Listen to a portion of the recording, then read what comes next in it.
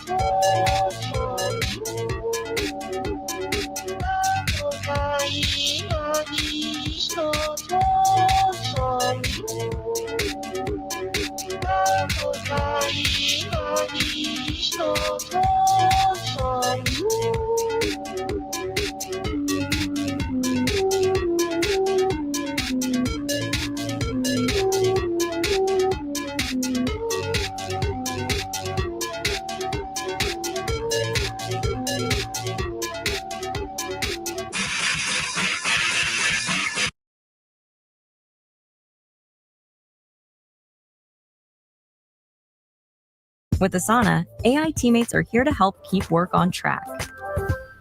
Try it for free. Compounded semaglutide is not FDA approved. Wegovy is.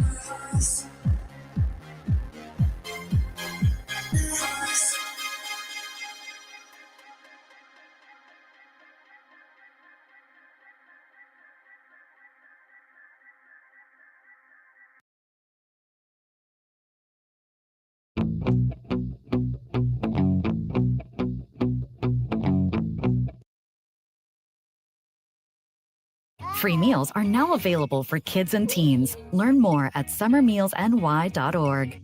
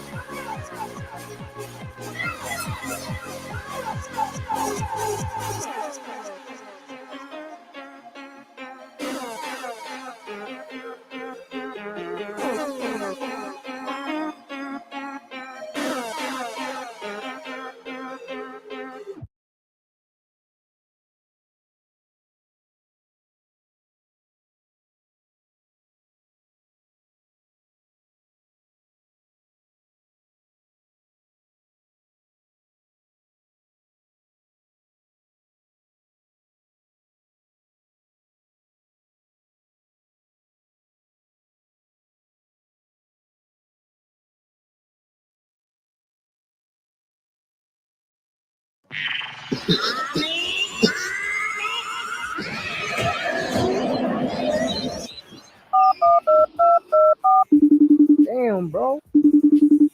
Robin, come in, Robin. Batman? Batman, where are you? Robin, I'm at the Tournament of Power. This tournament is fucked. What do you mean you're at the tournament of... Listen, Robin, I just seen a man dressed in orange fly up to the sky and say, come here, me, or some shit like that. The blue light vaporized everyone. It killed everyone, Robin. Oh shit, you Batman, you can get to it. I mean, you did beat Superman. Robin, I killed Superman with a rock. A green rock. I don't see rocks working on these space wizards. They blasting death rays out of their hands. Oh shit, Robin, I gotta go. The guy with the McDonald's hairline's coming this way. What? McDonald hairline? I'm sorry. No, let me show you something. Oh, fuck me. Final Flash! Shit, Batman? Batman?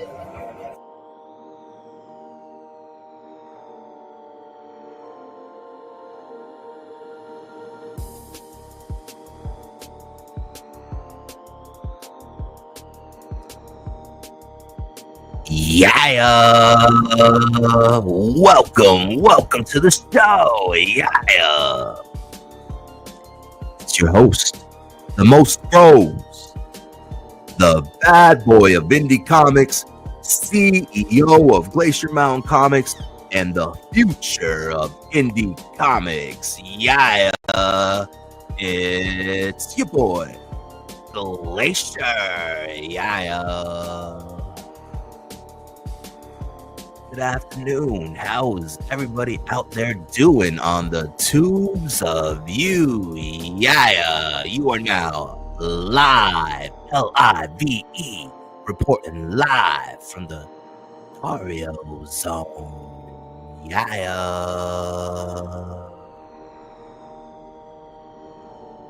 Today's live stream is brought to you by our sponsors, Boutique Double Switch, Double Blinker, Marijuana Vapes with live rosin diamonds. Yeah.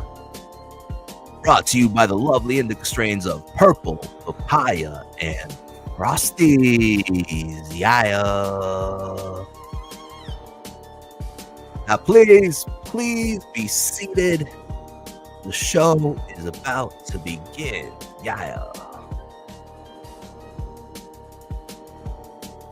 4:28 p.m. Eastern Standard Time, Friday, August 8th, 2025. Yeah.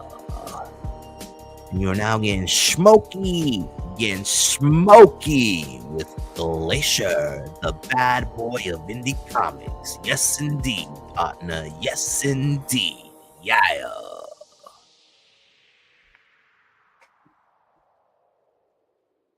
Listen. These live Raws and Diamonds, don't be fucking around. It is not for the weak.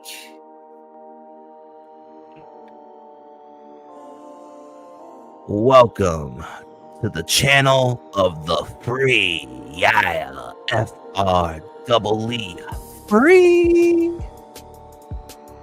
Around here in the Glacier Mountains, we do and say whatever the fuck we please. We do whatever the fuck we want when we want. Yeah. Freedom. Utopia. Settle in. Getting smoky with your host. You already know, the most froze, baby. Yeah, that's right. Welcome to the Ice Age. Hell, yeah.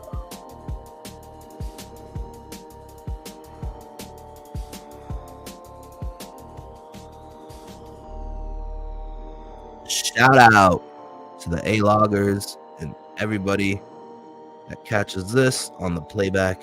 It's greatly appreciated. I would like to take the opportunity to remind you that my PayPal is in the banner scrolling across the screen below. That's paypal.me, paypal.me/glacier, 8888, paypal.me/glacier, 8888. Yeah. Also on the banner scrolling across the screen below is my Twitter handle. Go ahead and follow me on Twitter at big_speech if you're into exclusivity. That's right. The benefit of following me on Twitter is you get a behind the scenes, never before seen, first time sneak peeks and previews of all art on all 9 comic books I have in production before they ever go to print. Yeah. So if that's your thing, go ahead and follow me on Twitter for exclusives. Yeah. All right. Now, let's get on with the show. Yeah, just let me set this vape up. Purple papaya, no. Frosties, no. Frosties and purple papaya, double vapor, double rosin diamonds, double live rosin diamonds for the live stream. Yeah. All right. Let me hit this, and then I'm going to share my screen. Let's see. Entire screen. Yeah, just like that. Ba boom, bada bing.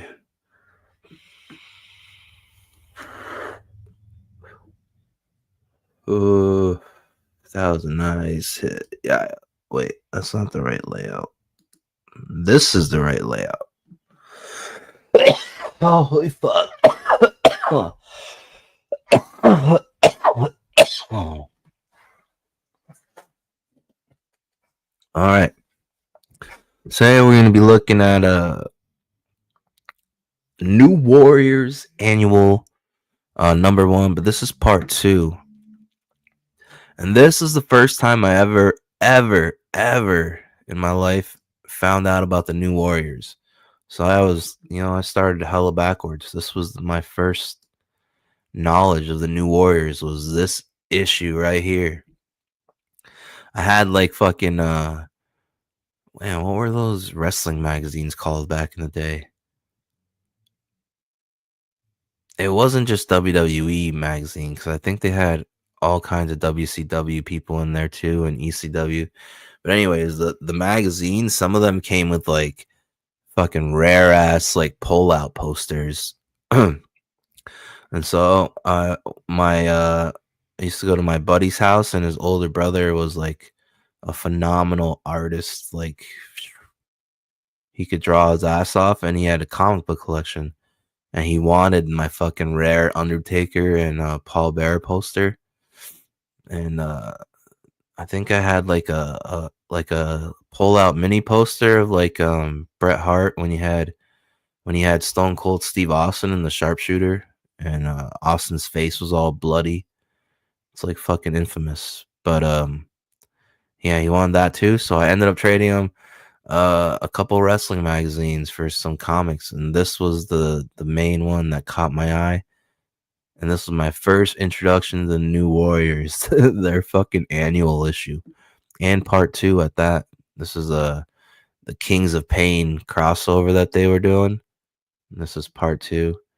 So I was like, fuck yeah. It's like my first New Warriors comic ever. It's perfect for a read through. I haven't touched this. Let's see, 98.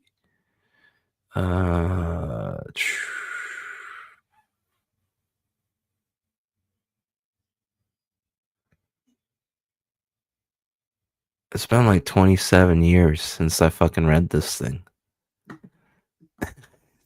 So let's see if it still holds up and it's as bad as I remember. Like this issue was like so inspirational to everything I was drawing at the time. I like learned so much from this fucking book by tracing it back in the day over loose leaf paper. Oh man. Annual Part 2, Kings of Pain, 64 pages. Oh, and I guess like before this, you know, it makes sense. Here we go. That's all you need to see, really. Oh, what the fuck? I've never seen this page ever. Oh wait, yes I have. I've seen this. Oh, that's interesting. Oh, they always print things differently. See, I'm pretty sure, I'm almost positive, unless somehow I got fucked over, but I don't think so. But this is how the floppy, the 64 page, whatever, the annual, this is how part 2 ended. The one that I have ended right here on this page. I mean, this is part 1 annual. Mine ends right here.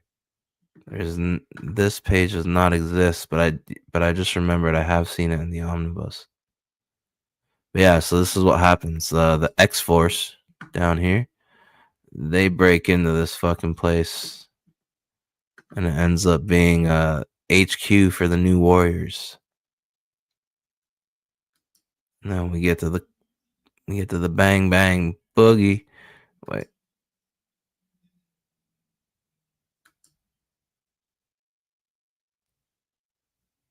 Damn, maybe we should read number 1 too, but I wanted to do New Warriors, and number 1 was mostly X-Force. But wow, nostalgia kicking in like a mofo. Yeah, you gotta see this page. Hold on.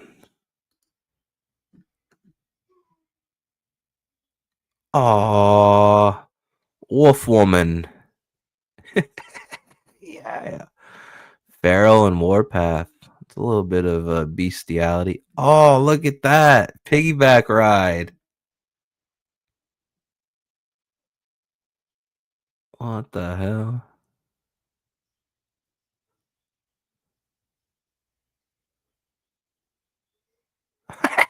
What the fuck?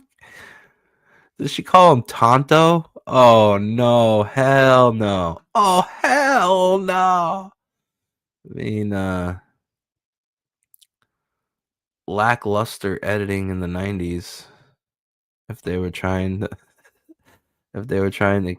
follow the comics code. Missed something right here. And you heard what I said, Feral. So don't use any derogatory Native American Oh, it is. This is woke. Hey, this is perfect. What the fuck?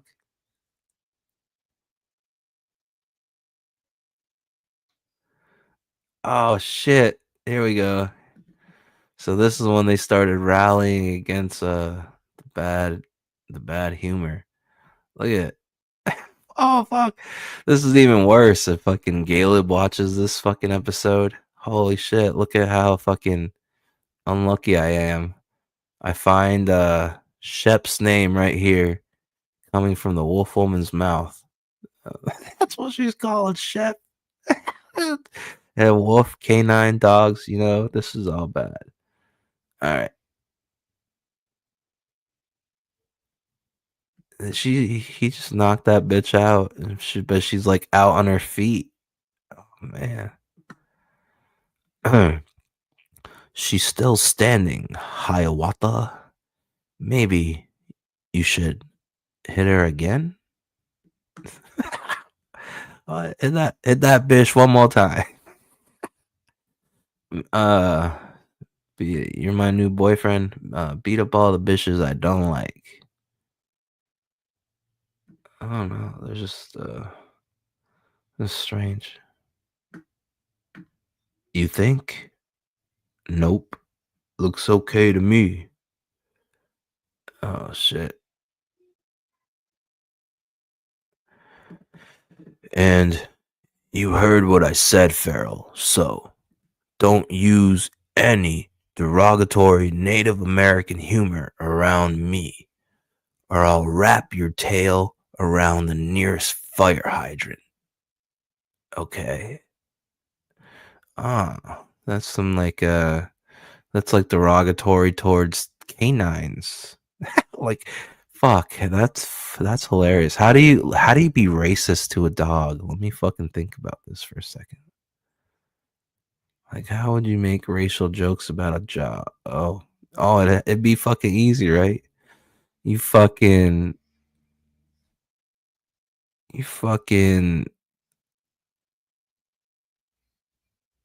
little chihuahua, you little fucking ankle biter.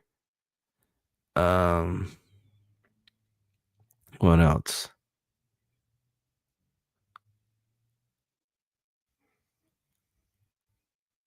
Fucking butt sniffer. These fucking butt sniffers. I guess that could be like canine's hard R, right? Butt sniffers.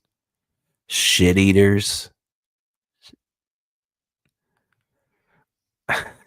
Turd. I don't know. We'll figure. Wait, I can't give up that easy. I gotta be racist to a dog. Hold on. You fucking. How do you be racist to a dog? You fucking shedder. You heavy shedder. Or I don't fucking know. Goddamn shedders. What? What else do dogs do that's retarded?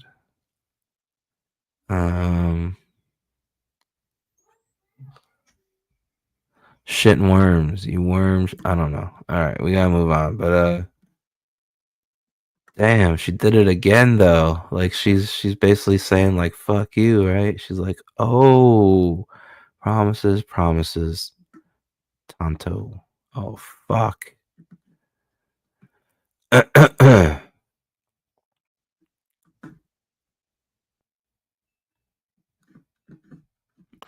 Alright, so that was fun, but we should get back to the whoa. This is a cool panel. Actually, no, it's kind of gay because they're like, "What is this? Why are they standing on his hair, bruh? Come on, that's how you keep a giant down. When you catch a giant, just step on his hair, pin him down with miniature guns to his head. Who? What? Where? Wait, it really is a giant. It's not just a panel choice. Talk.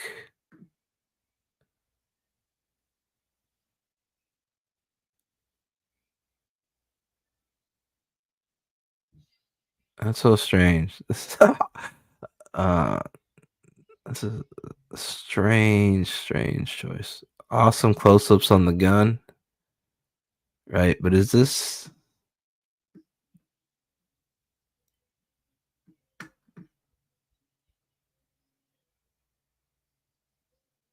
like this is okay, but I feel like this might have been damn, did they have 3D assets in the fucking 90s?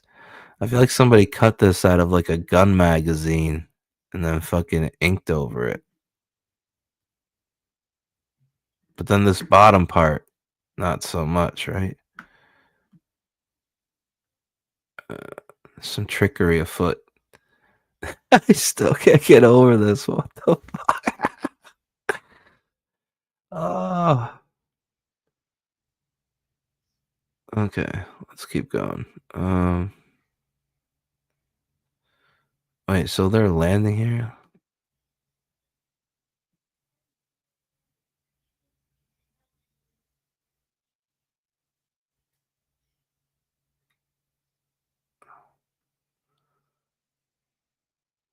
Oh wait, they're like fighting Nazis or something.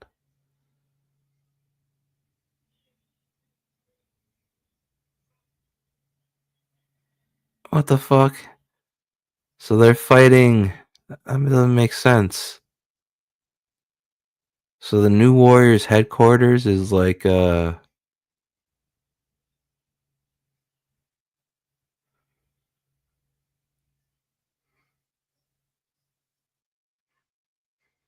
New Warriors HQ is sharing a building with these guys? Who are these guys?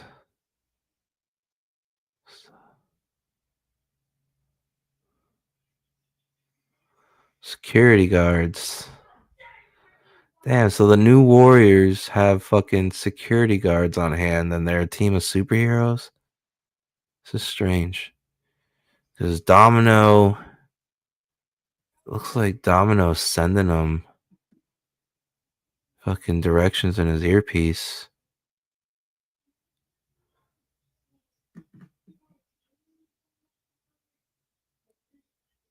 Because if they accidentally break into a New Warriors HQ, what the fuck?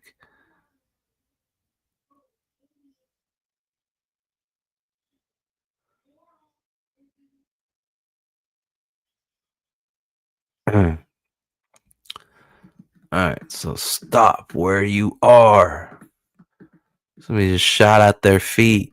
Dance, X-Force, you bitches, dance. Yeah. And first appearance of the New Warriors is Namorita, Firestar, Speedball, Night Thrasher, your boy Zach's favorite skateboarder guy. It's like skateboarder Batman, skateboarder Black Batman. And you got Supernova, or not Supernova, but Nova. He had his own fucking run in the 70s. Guess it wasn't working out. They threw him on the team. She's from the 70s too, Namorita. Make one move and it's the last one you'll ever take. This is Marvel Boy, Marvel Man. Blue Marvel? I forget who this guy is. I think it's Marvel Boy. Night Thrasher. Talking that shit. Telling the X-Force not to make another fucking move. Everyone on my mark. Take one step forward. Oh, shit. This is a badass X-Force team the New Warriors are going to have to deal with, too. Look. Yeah. Boom Boom and Cannonball. Shatterstar, Feral, Warpath. Lucky Days. Not so much. And so my first comic of the New Warriors ever was this thing. And you know what's crazy? I was confused, and I remember being a little kid and thinking like confusing this guy right here. What was his name again? It's not Harness, is it? It's like Kevin. I think I'm serious. I think his name's Kevin. I don't know. I'll have to read it again. But I was confusing him for Blob the whole time when I was a little kid, and he's not Blob at all. He's like some fucking. He's still fatty like Blob, but he eats energy instead. He absorbs energy.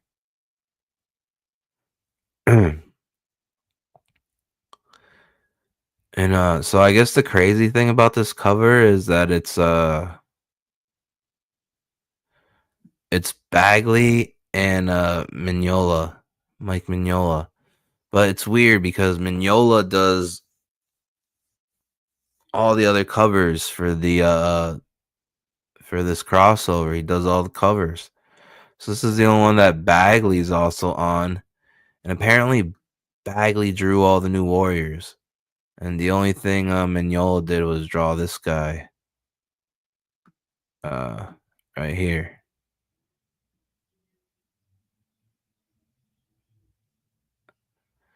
So it's all Bagley. And then Mignola draws a random fat guy like Kevin. Like, what the fuck? Like, it's so weird. It's just like when you learn stuff like that, you're like, wait, what? Mignola drew all the other covers, but on this one, fuck it, they collabed, but not really because it's all Bagley except for this guy. What the fuck? Strange. It's a strange decision. I don't know if there's any meaning behind it or nothing, but that's as far as I know it goes. Yeah. All right. I think we're ready. Pull back. Double page spread. Look at that. See, this was my first introduction to the New Warriors. And after this, I couldn't wait to go back and get the rest of the stuff that I missed and get more. It was like so cool because it was like a brand new team, a brand new starting point for a team book. And they were going against a already established team and like already like, and then once I got past this, like, you know, the cool thing about New Warriors is like their first like few issues, like when they first started, they were a new team, but they were going against already established badass villains from the Marvel universe, like Terrax the Destroyer, Juggernaut. Fuck, who was? I think there was a Spider-Man villain they went against too, but yeah. So that was a cool way to do it. I mean, and you can't really do that unless you're already an established company with villains and stuff. But it was a nice boost for the New Warriors. You know, nice way to give the New Warriors some clout. Damn, but let's fucking check this double page spread out. Yeah. The scorecard on this side, X-Force. On this side, the New Warriors. Yeah. Stan Lee presents R.I.P. Who will ever be, you know, a promoter, an enthusiast of comic books, of the funny books, like Stan Lee was out there, you know, pounding it into everybody's heads to the point of like, look at all the movies we're getting today, you know, to the point where it's finally cool, finally pop culture, finally okay to like. It's crazy. Will there ever be another Stan Lee? I don't know, but all right. Damn. Oh, so you got Fabian. His last name I've never been able to say, but everybody knows him. He fucking wrote X-Force and shit with Liefeld. Fabian Nichezia. Fuck it. Jeff Albrecht, the inker. Tom Vincent, colorist. Mark Bagley, penciler. C. Elopoulos on the letter. I wonder if he's related to George. Danny Fingeroth, editor. Tom DeFalco, editor-in-chief. Damn. So wait, who's inking Bagley? Jeff Albrecht. Okay.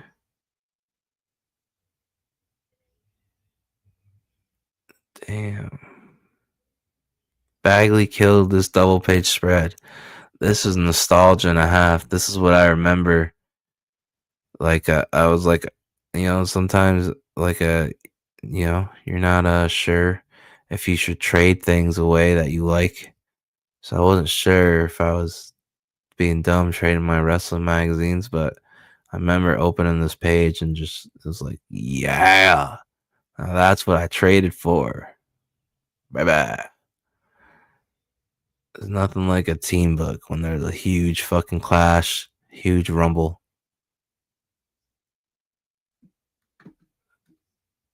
There you have it. X-Force going at it with the New Warriors. The situation, well, picture Mount St. Helens 3 seconds before it erupted. Alright, so Cable talking to Domino. He's telling her they got a situation. He wants her to run a fucking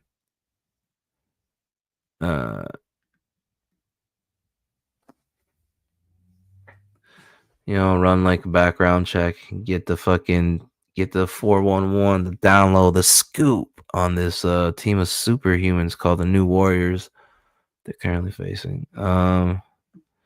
Domino's like, sure, why don't you just shoot first and ask questions later? He's like, I am shooting. That's so fucking badass. I am shooting. Grrr. Just to keep them back.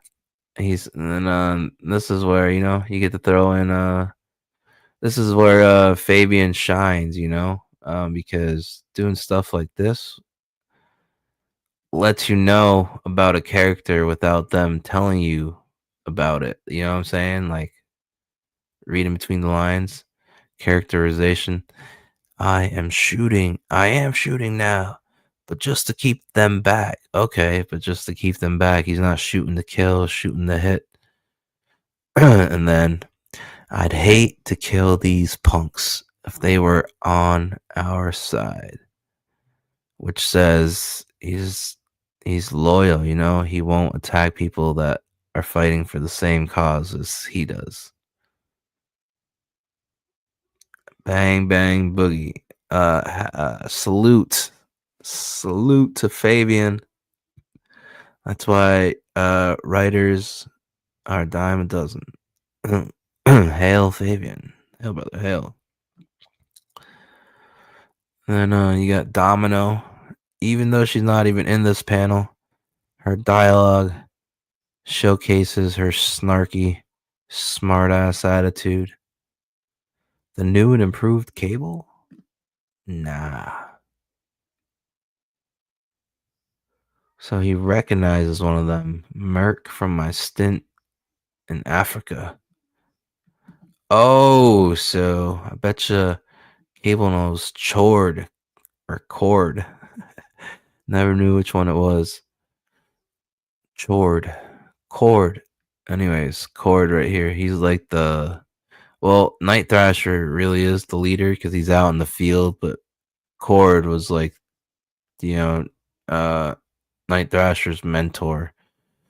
And he's like older now and kind of geriatric, so he just calls the shots from HQ. But that's, if I had to bet money on it, I'd bet that's who Cable knows. Because Night Thrasher was not, even though he's African American, Night Thrasher wasn't no mercenary in Africa. I do not believe. All right, wow, amazing first 2 pages. Already, I'm sold. What's crazy is New Warriors gets tons of slack. Gets called gay, and that's the worst heroes ever, and it's all horrible gay shit. Okay, we deserve it. It's mainly we take flack for this motherfucker right here. But I always thought the design of his costume was so cool, the blue and orange, New York colors right there. We take fucking so much flack for Speedball. Which I think Speedball has a crazy history too, if I'm not wrong. I think he later becomes this fucking like I don't even know, like, is he really an anti-hero? I don't want to say that, but I'm pretty sure he becomes this guy named Penance. And Penance fucking all day long punishes himself for his past sins. Fuck, what did Speedball do? I forgot what he did. I think he like killed his whole team or something. Or his whole team got... Wait, is that what happened? Fuck, I don't remember. Speedball did something crazy. I don't know if he accidentally got his whole New Warriors team killed. And so he became this guy named Penance. And like you know those the not the band Iron Maiden, but I think an Iron Maiden is like a sarcophagus or like a coffin that has spikes on the back and on the front. So the person gets in, is getting spiked in the back, and then you close the lid and they get spiked from the front too. It's like some fucking medieval torture shit. But yeah, Speedball was wearing that shit like a fucking penance outfit. Just paying for his sins all day. He became a mute and didn't talk. It was like so strange. Like, what did they do to our boy Speedball? I don't even know. That is the craziest, like, I think change a Marvel character has had. It still doesn't make sense to me. I don't know. But yeah. Maybe I'm wrong too, you know? But I think I'm right about all this. So at least I think I'm right about all this. If I'm wrong, fucking tell me in the comments or something after you watch this. Shit. Alright. Okay. We're pulling back. Oh, look at that. Nostalgia. See, trading my wrestling magazines to Little Dario back in the day would have definitely been worth it. Look at this. What better matchup than Sam Guthrie, the Cannonball, fucking blasting, charging back at him. Who else but Nova? Like, what a showdown, you know? This is what comic books is about. Fan service. You want to see these kind of matchups, these kind of showdowns, these kind of throwdowns. Yeah. Man, nostalgia heavy panel right there, boy. Yeah.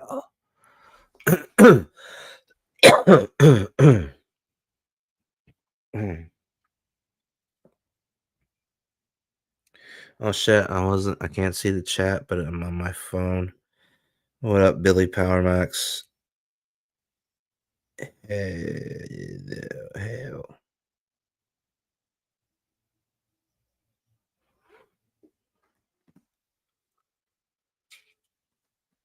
Nova, the human rocket, right? I heard of you. Just to warn you, my blast field is pretty near impenetrable. So's my skull, Mason Dixon. Let's see which is tougher. Oh, shit. Thrown. Damn, they crash into each other? Or did fucking Nova bait him in and fucking punt him to the fucking moon? Kadoom. This is beautiful. This is beautiful Bagley work, though. I'm wondering how much the inker even had to add on Bagley's pencils, you know? I don't think much. I can't picture much embellishing going on Bagley pencils, but it's possible. Damn, it's just like, it's so good, man. It's so good. Because they crash into each other.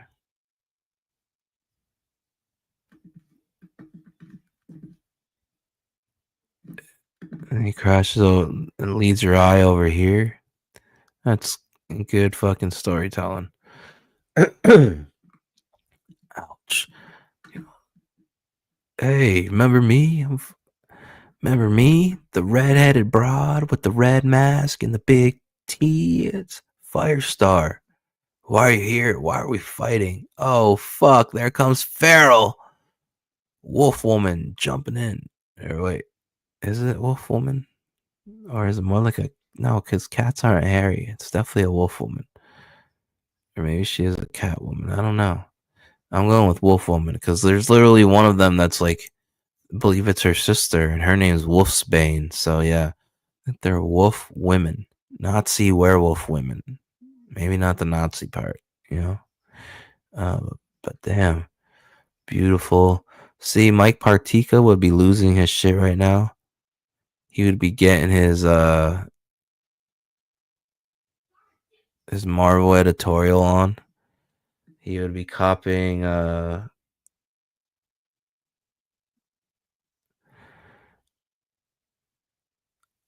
Shooter and Casada, and he would be having a meltdown over this simple panel break with Farrell's arm. Fix that. Like, no, I think it adds to it. Adds to the chaos. And he would definitely be losing his mind about this speech bubble. I can hear it now. I can hear it in my head. Ouch. Look at, yeah, Blued and grayed out Nova in the background. Saying ouch. So he got hurt from the cannonball. Oh, this is beautiful, man. Warpath in the foreground charging in. There's no need for like any arm back there. It's just the hand, but it works. You know, it's fucking great. Warpath. Tear into her, kitty cat. I'm on the blonde in the bathing suit. Yeah. I don't know. I was thinking about either today I was gonna do this issue, which I would really want to do, but then I wanted to do. I thought about doing issue 2 instead, because for some reason issue 2 is like getting all this like praise online as being like an above average. It's like the ranking is above average for the story and writing on issue 2 of New Warriors. But then I read it and I was like, well, I don't know about that, you know? It's like some little Korean town showdown at the end. It's just, I don't know. Really wasn't, I don't know. But I'll review it some other time.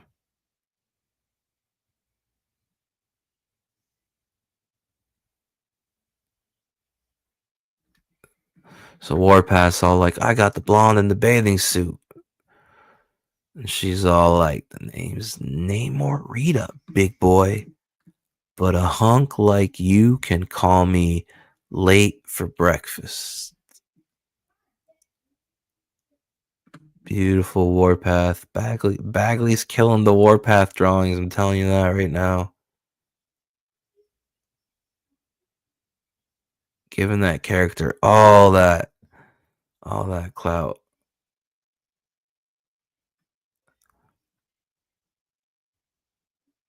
If you play nice, fall down and go boom.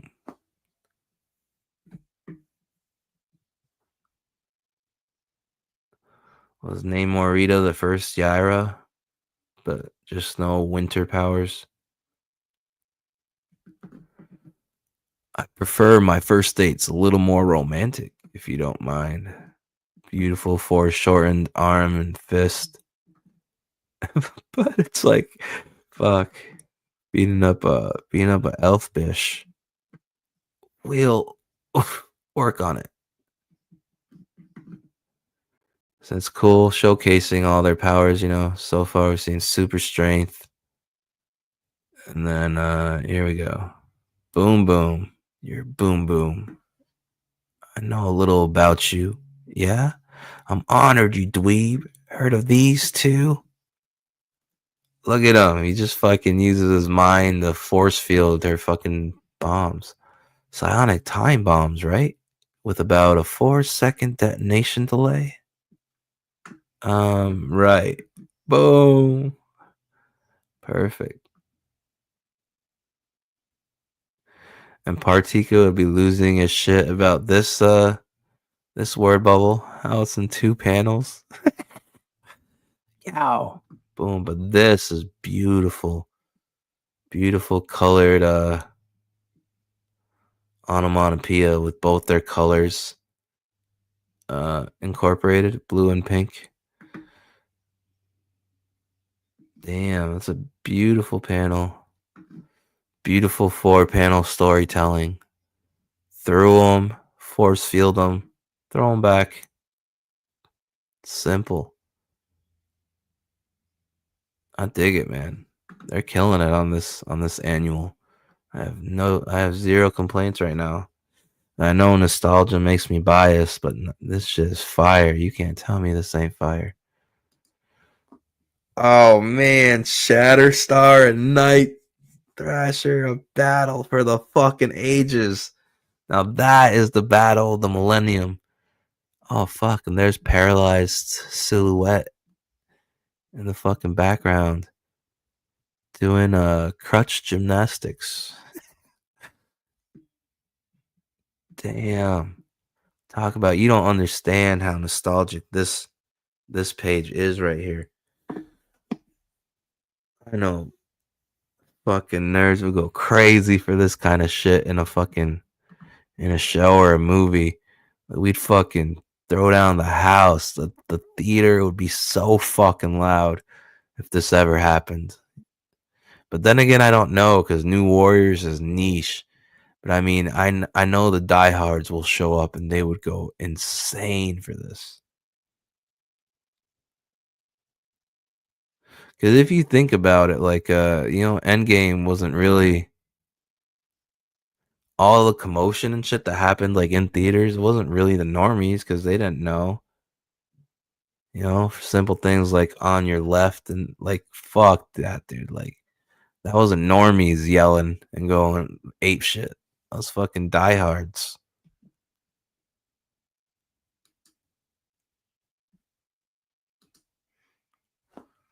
Damn. Nostalgia. Oh shit.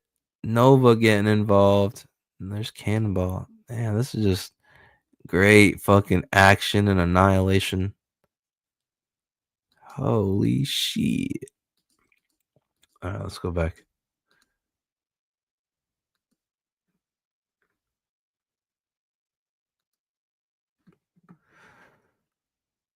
Double up on him, Dwayne. You take low. 2 of you or 10 of you, girl. It won't make a difference. Oh, she's fucking whacking him in the head with her fucking crutch thing. Her arm crutch. Oof. Oh. Beautiful dynamic pose, Night Thrasher.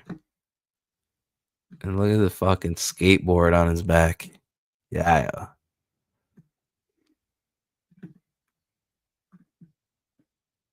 I was bred to be a superior warrior.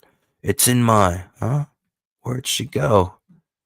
Oh, invisibility, baby. Don't worry about Silhouette. She can melt into the shadows as easily as you run off at the mouth.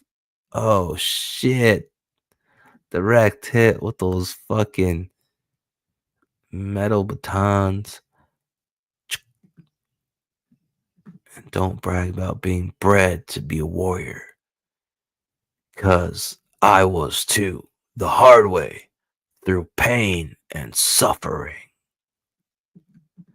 Damn, blocks the double sword with both the sticks. Great onomatopoeia. Turns a little bit, and it's like the black on the outside pairs very well with all the motion lines.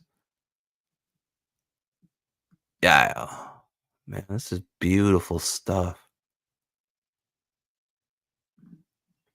Beautiful. Such tragedy that, like, the New Warriors. Hopefully we get a New Warriors fucking movie. Fuck it. I don't care. I don't care if it makes them go bankrupt or they take a loss. Fuck, give me my New Warriors movie and make it this. Make it this fucking this annual right here, part 2. Fuck it, dude. Really? Zazvid, let's make this one a primetime special then. Speak English, pretty boy. Scrap.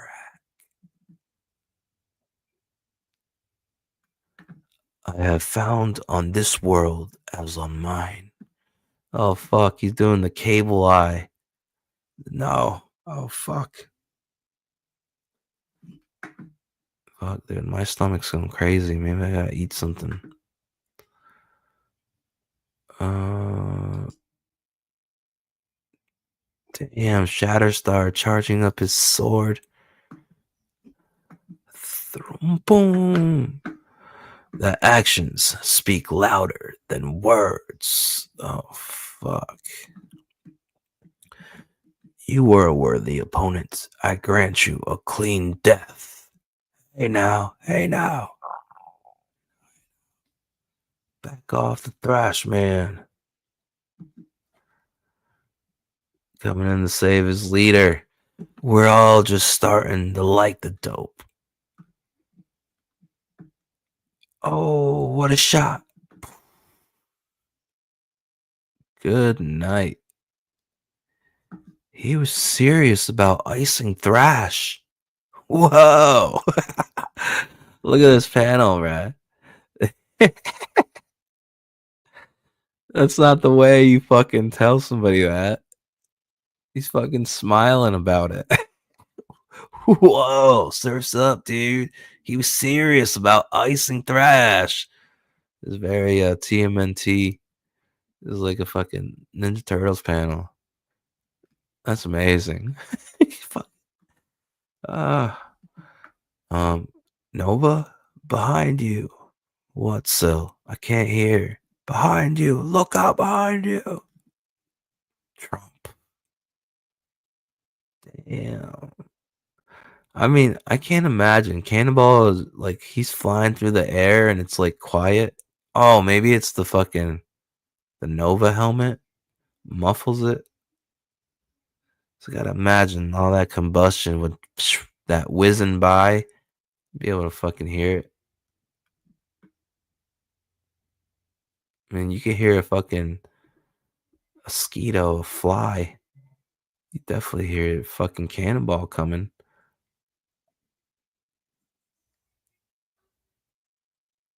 Damn, Cannonball got his lick back. He knows what you meant now, ma'am. Ma'am. Bro, I think I gotta take a break. I think I gotta eat something. It's crazy. Maybe I should have ate before the stream. I feel sick.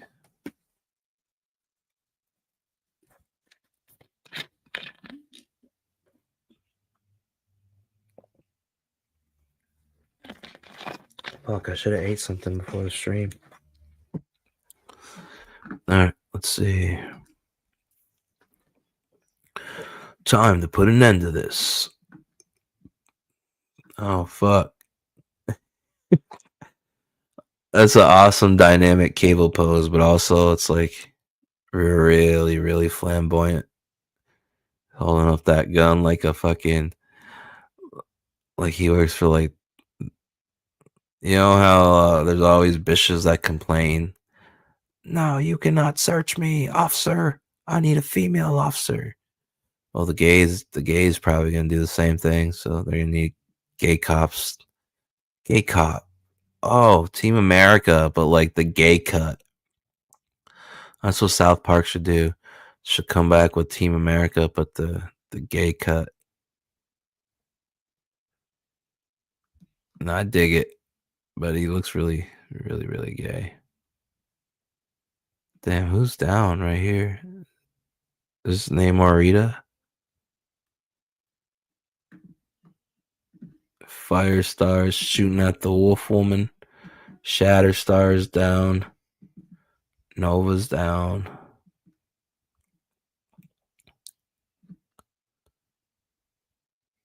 Oh, Speedball and his yos, I forgot. Yo, watch where you're shooting, will you? Cable's missing Speedball. Stay still and take it like a man.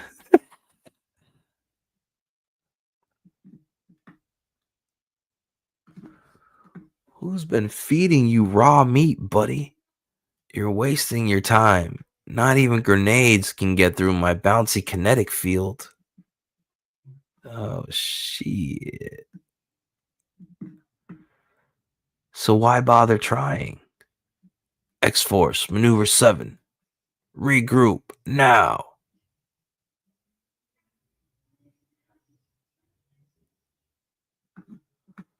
Are you sure about this, sir? A fight with nothing to be gained isn't one worth fighting, Sam. Smoke bombs should add to the confusion.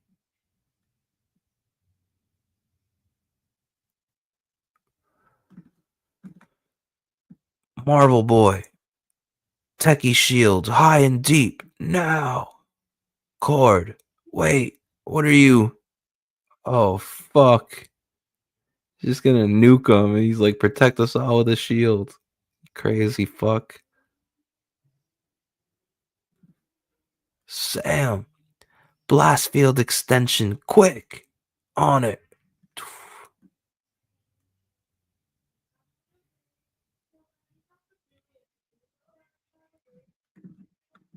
Oh, shit.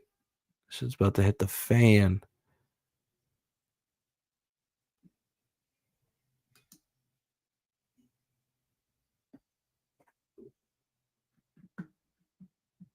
And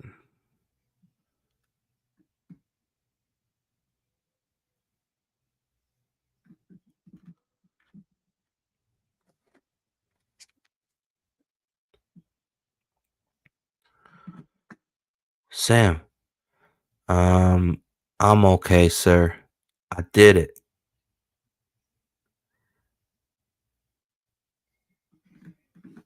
Wow. I deflected the missile by extending my blast field outward instead of downward. I know how long you can keep it up. How about you, boy? And Marvel Boy's techie shield protected us. Telekinetic shield, tech shield. As long as it takes, Cord. North Africa, 73, remember? Long as it takes. Wait, what am I missing? Am I missing a page here?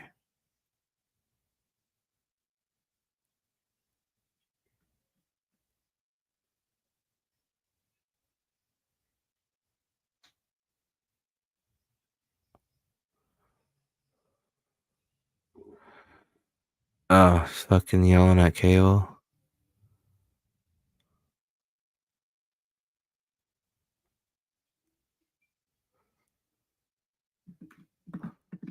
Whoa, whoa, ease off the macho triggers.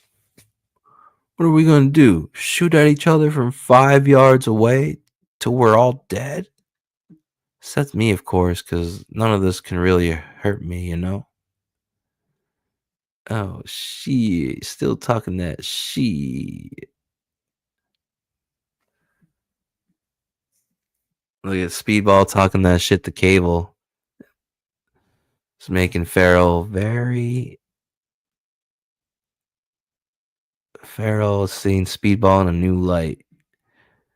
She's hoeing it up. She is attracted to the Speedball pheromones. Yeah. Wait, you think Speedball is a smelly motherfucker? If you think about it, right? He just said bullets, grenades, nothing can get bounced by his bouncy kinetic field. Does that also include soap and water?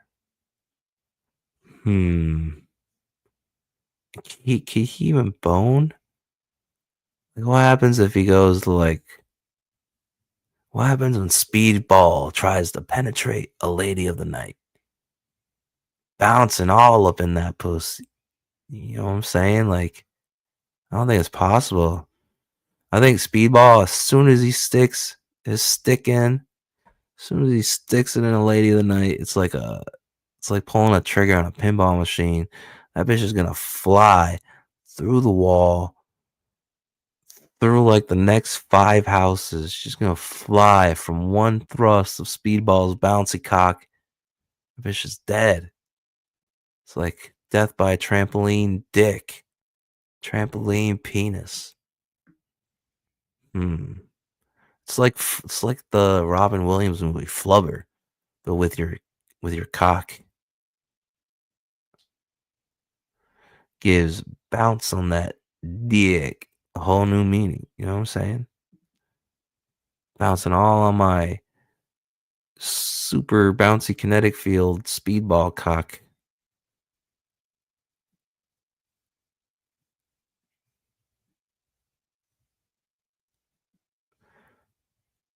I wholeheartedly agree with young Superball. Man, you catch so much flack for Speedball. They were even giving him flack in the comic books. Just like he's so retarded looking, you know, but still kind of cool. Just the worst powers. You can bounce. Speedball, Speedball. Told him once. I've told him 1,000 times. I asked your new warriors to help protect my facility from a possible outside attack, not destroy it from within. Oh.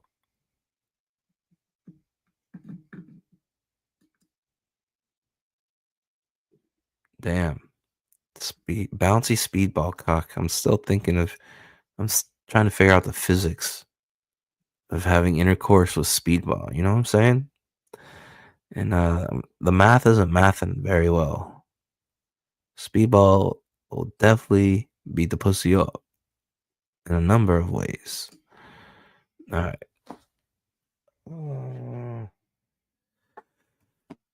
I'll drop my weapon when Cord drops his. Beautiful extreme close up, just how I like it. Crammed up against the panel. And enough room for the dialogue. Skinny vertical panel with faces crammed up against them. Especially if it's a two-way combo. A two-way combo like this. Good storytelling. Domino to Cable. Quit the fighting. The make I did on the Warriors shows they're clean. A couple of them aren't even mutants. Oh, shit. Fine. Okay, then. Weapons are down. You want to know why we're here, and we want to know why you're protecting this place. Mr. Ferments and Mr. Rosin. They run Gentech. They expected unwanted guests and asked us to help. They were afraid the people who hired them to work on a project were planning on double-crossing them.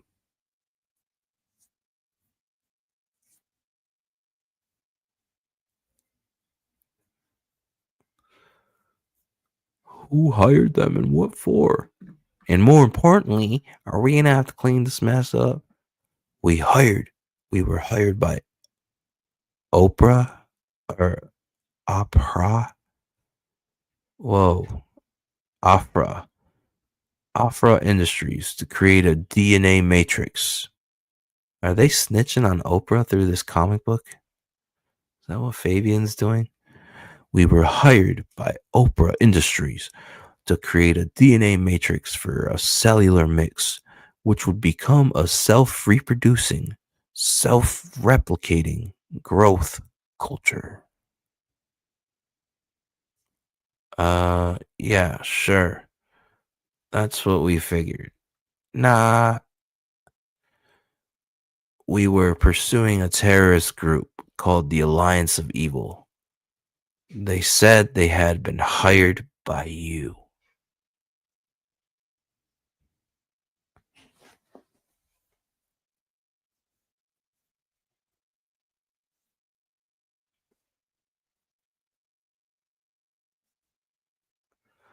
Is that true, Rosin? No. We've been straight with you. Why do you think we asked for your help instead of using our own superhumans, Cyanex? Our own investigations made us aware of the Alliance's activities.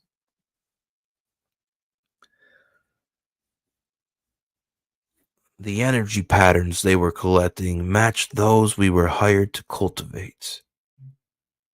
Someone may be playing us all for fools.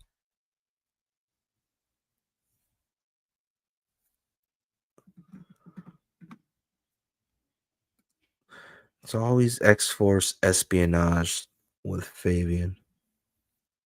Conspiratorial, backstabbing, betrayal, and treachery. I'm starting to think Fabian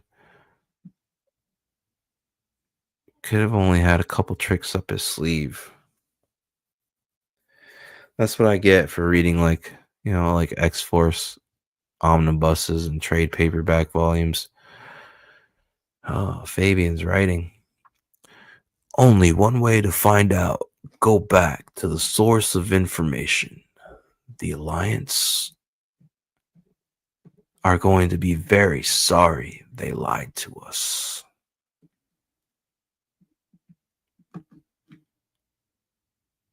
Such a horror. I don't know. I could have come up with a way better excuse to why they all were put up against each other. Like, oh, now we gotta go find them because they lied to us. It's just, it's kind of lame a little bit. The Manhattan headquarters of the IDIC Corporation, a front for the international weapons makers called Advanced Idea Mechanics, AIM. Oh, shit. Headquarters for AIM. The Alliance has been captured. Oh, shit. Yes, but Harness. Oh, yeah, that was his name. Kevin. Kevin was Piecemeal. Yes, but Harness and Piecemeal remain at large. As long as they can proceed with file project MAT 6266, we can continue with our plans. After all, the Alliance were nothing more than glorified bodyguards in our overall plan. Oh, shit. A mountain chalet in Vail, Colorado. A daring maneuver, but one which has appeared to fail.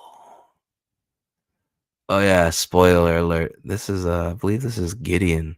Gideon playing chess. Yeah. Definitely looks like Gideon. The immortal Gillian.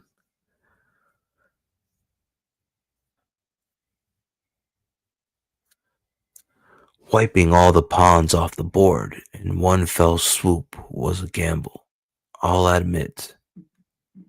And you have proven yourself to be a gambling man.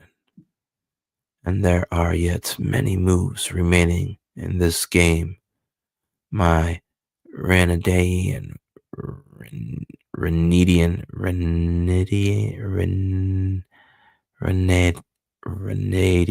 friend. He must be from Renadia.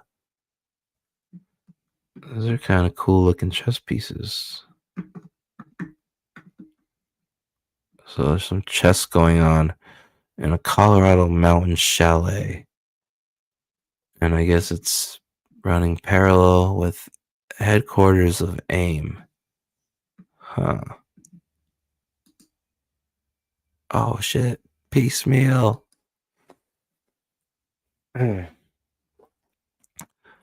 Outside Anchorage, Alaska, at a Roxxon oil refinery.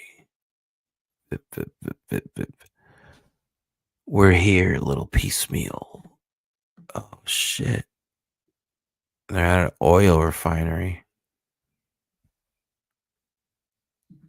Oh, they're phasing in. That's kind of a cool way to do a phase in. All white and blue. We're here, little Piecemeal. I hope the long trip has given you a hearty appetite. Whoa, look how badass this design looks.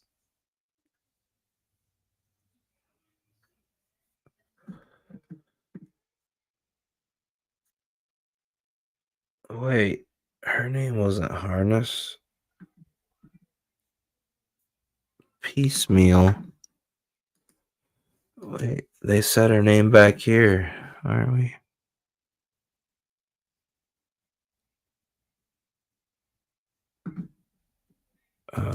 Where's the aim conversation? Oh, right here. Yes, but Harness and Piecemeal remain at large. Okay, so maybe Harness is coming later on in the story. And maybe her name's not Harness then. Oh, wait. Why did I just go look at Piecemeal and Harness? Okay. I don't know what I just went. I don't know what I just did then. I'm fucking stoned to the bone, must be. I hope the trip has given you a hearty appetite. Please, Harness, no more. It hurts. Hurts a lot. This fatty can't even fit in your fucking clothes. What does that say? Toxic parent? Parent?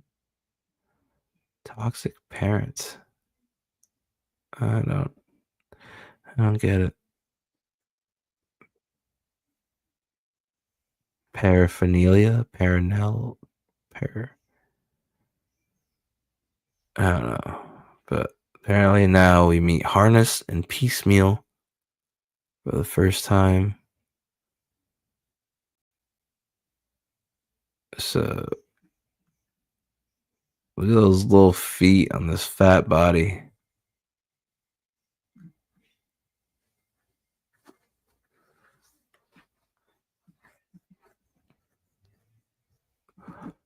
Shut up for beep beep beep beep. Shut up for a minute. Something's wrong with my armor. Ah, the teleporter unit is shot. I knew I couldn't depend on those damn idiots from AIM for a dependable teleporter. Oh, so got your teleporter from AIM, did ya? Time to go for a walk, little Piecemeal.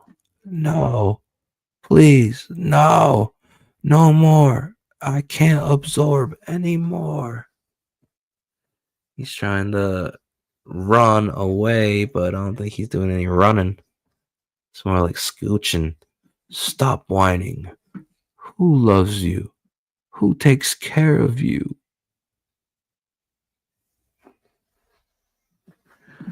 You have your little mutant powers, and I have mine. Shum, shum.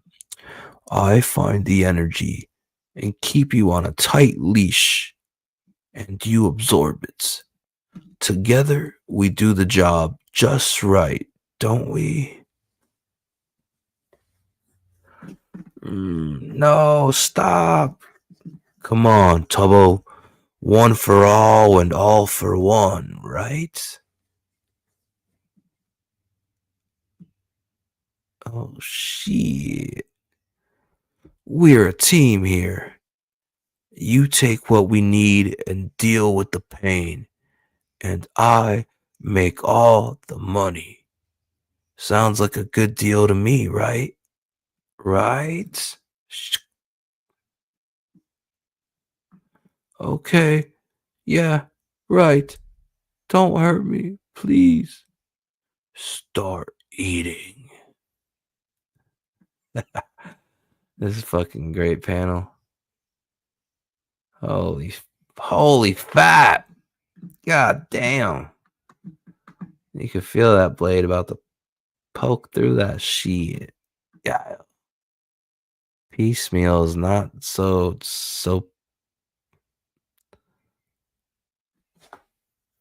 he's not a small guy.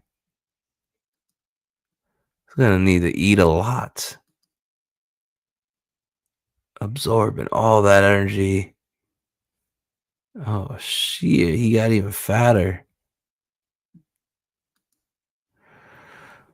Lots. There's a lot there. Oh, you're a hungry boy, aren't you?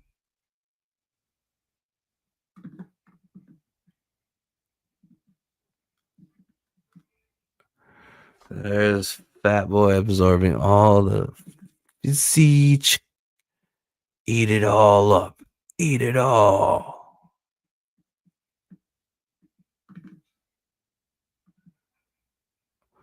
Ah. Good boy. That wasn't so bad, was it? Ate every last bit of food on your plate.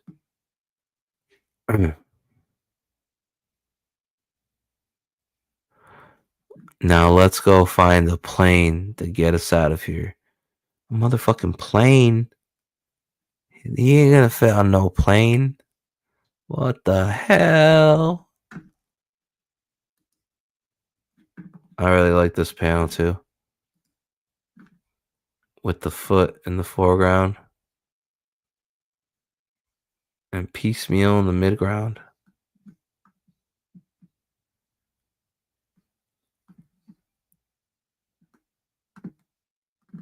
Yeah, this panel's cool. I'm fucking tired. All right. How many more pages do I got of this thing? That's 314.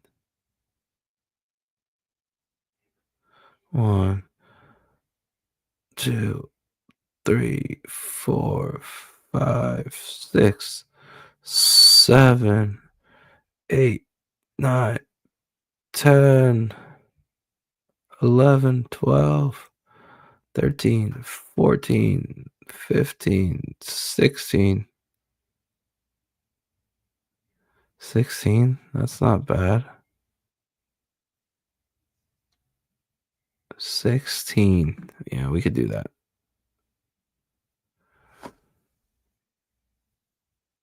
Fuck, what page was I on? This one.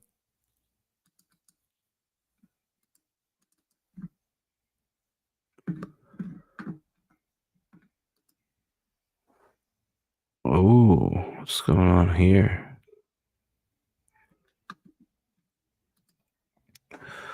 The Quebec Provincial Prison, 73 miles outside of Niagara Falls.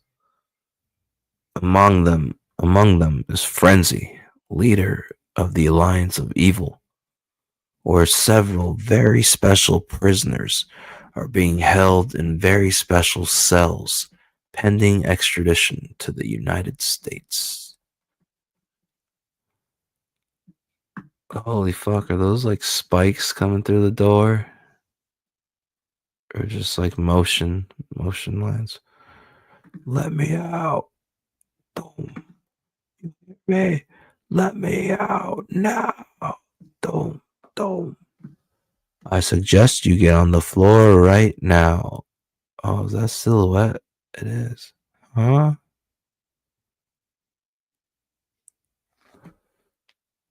Who the F are you? Don't say I didn't warn you. Crack-a-boom. What the? Get a move on it. Get a move on it. Cable.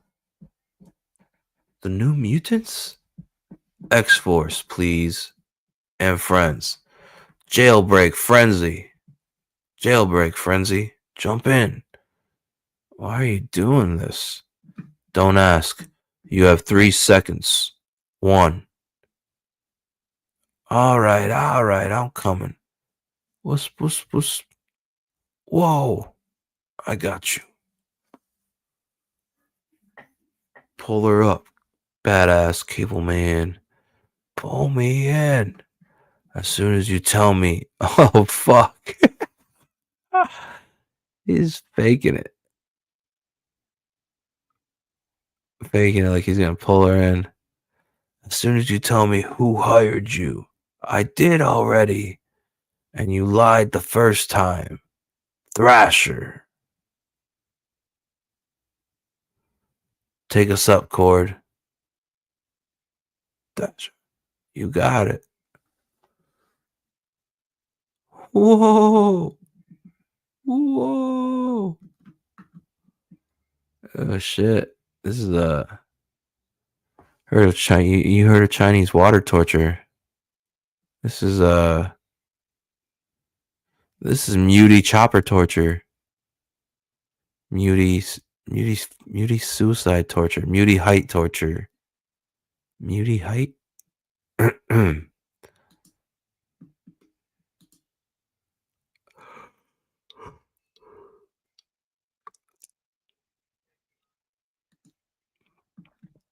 Now tell us the truth, woman. Okay. Just promise to pull me up. Promise. It was AIM. AIM? We've run into them before. Or at least the weapons they make. We have some data on them in our systems. But we never followed up on it. Now's your chance, kid. How about if she tells us why they were hired? How about it?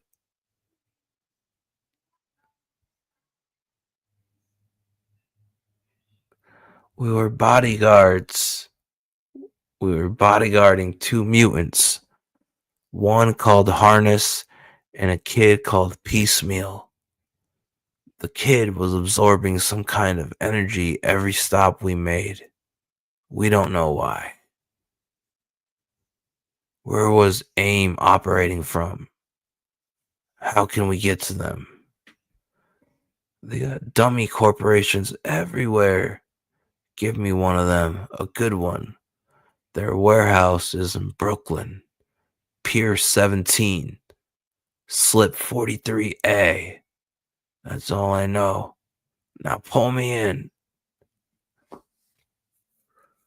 Sorry. No can do. Time you dropped back into the hands of the proper authorities.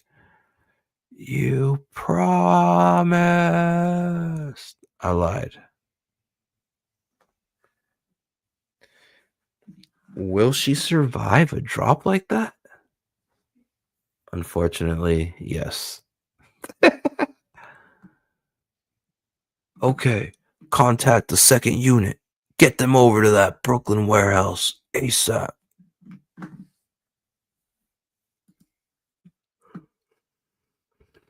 It's always about the goddamn warehouses. Wait, how long have I been going? Why am I so tired?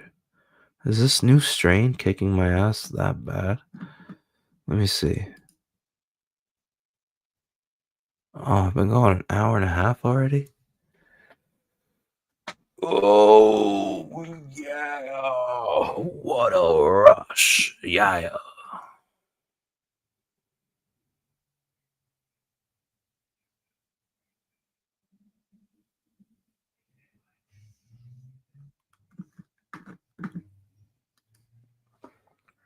Alright, you know what? You know what, gang? I'm gonna go smoke a cigarette and see if I can wake myself up. Now we're gonna continue on and finish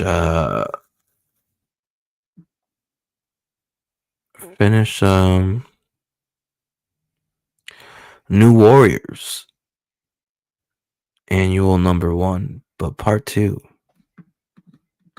of the crossover King of Pains. We'll be right back after these messages. Yeah.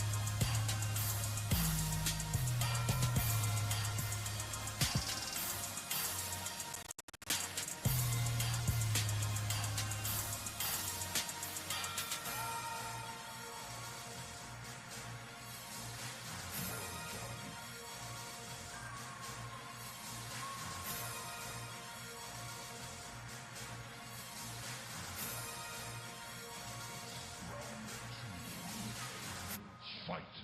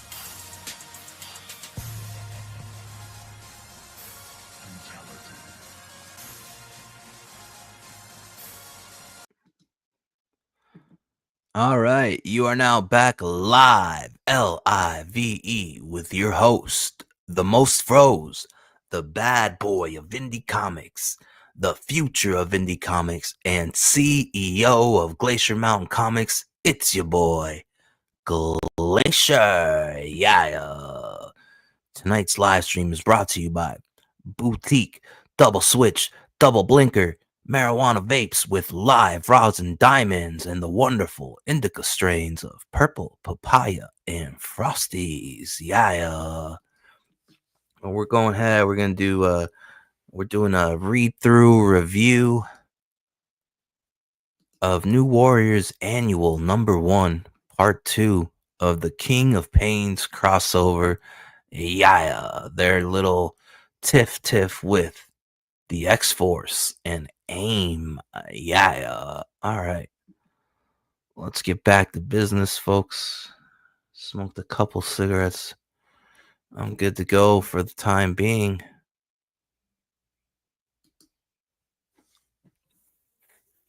All right, so before I went to go smoke my cigarette, it looks like X-Force broke this bitch out of jail. See, they don't mind getting their knees, their hands dirty. They don't mind getting dirty if it serves the better purpose. They blow up this jail, break this bitch named Frenzy out, just to dangle the stake of freedom in front of her, holding her outside of a helicopter. I'll pull you in as soon as you tell me who hired you. And turns out Frenzy tells the X-Force that it was AIM who hired them. AIM hired the Mutant Alliance of Evil. And look, they just dropped the bish all the way back down to prison, all the way back down to the Iron Clink. Away you go, bish. We got what we needed. Crazy. X-Force don't mind getting their hands dirty for a little bit of information. 20 minutes later, in Brooklyn, New York. There, see the skylight on the roof? We can sneak in through there. Sneak in. Is that you humming, or am I just glad to see you?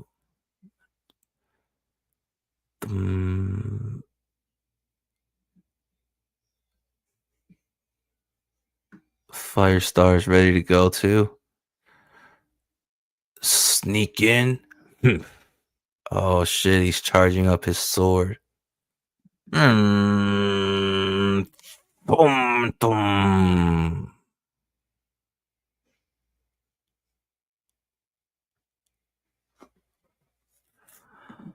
There. Now let's sneak in. Jeez, he just ruined it for them. Fucking Shatterstar. You gonna draw all the attention now, bish? Okay, looks like they're jumping into action. Let's take a look at Bagley's pencils. Not much for subtlety, are they? A real Reagan era group we're dealing with here. Speedball's going a little bit liberal, a little bit democratic, calling the X-Force Reaganomics. My father voted for Reagan. Thank you, Marvel Boy. You let your conservative nuts hang. You bring that conservative presence to the New Warriors. They're going to need it. Obviously, Speedball needed it. You know, that's why he became Penance later on. Because he's a little bitch. A little self-harming bitch. Yeah. Look at Warpath jumping into action alongside Shatterstar, who looks to be smiling. He is enjoying himself. He enjoys the chaos and the violence. One of my favorite Marvel mutant designs ever. They did him so dirty in the Deadpool movie where he fucking suicided into the helicopter blades. Fuck you, Deadpool, for doing that to my ninja Shatterstar. You took my best friend and you graped him with a helicopter. You took a helicopter and you shoved it in Shatterstar's anus. You shattered his dirt star with a helicopter. Shame on you, Deadpool. So did mine, I think. And mine too. That pretty much sums it up, doesn't it? Come on, let's get in there. Okay, so you're not woke. You're just calling them boomers. Reagan boomers. Before these X-Force clowns kill someone. Now, I'm the nice one.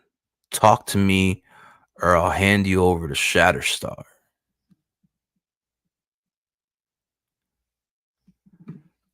We just want information. There's no need for this.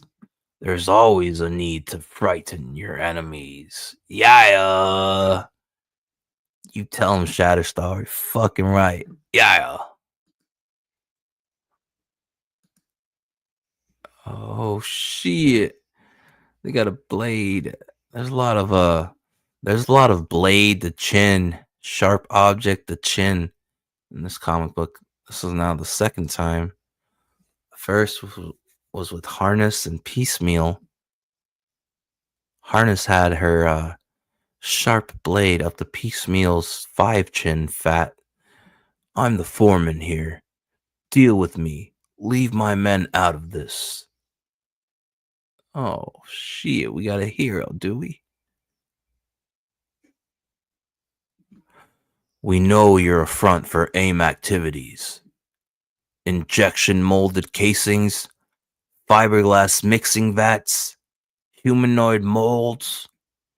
So why don't you just tell us what you're involved in? Damn, Marvel boy. Okay, I'll tell you. Just don't hurt my men. Of course we won't. We were consigned to make transparent, malleable, humanoid shell casings. Speak for yourself, Flamehair. Oh. Looks like Bruce Jenner right here. Looks like Shatterstar is knighting Bruce Jenner. Homoeroticness.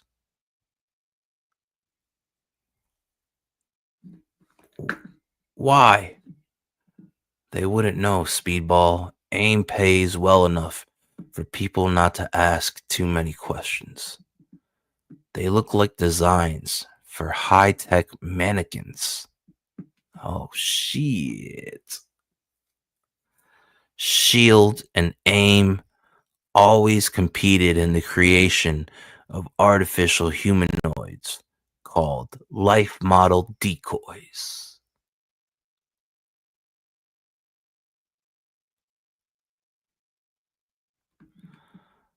Fake humans? More like glamorized automated workers. Yeah. So it's interesting color choice to make them all red. But why make them hollow? Ooh, is it because Piecemeal's energy is going to go inside them and power an army of mannequins? Unless they planned to put something inside the casings. Sea warriors. Oh, wait. Okay. What could they put inside?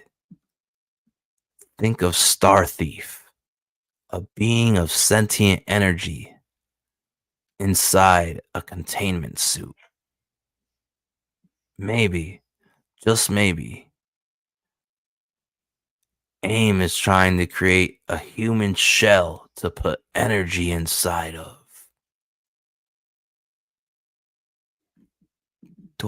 You don't say.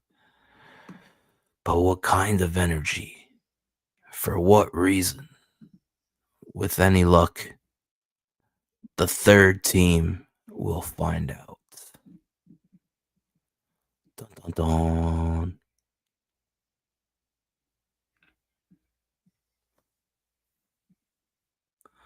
Okay, now we're getting some answers now. Establishing shot inlet panel.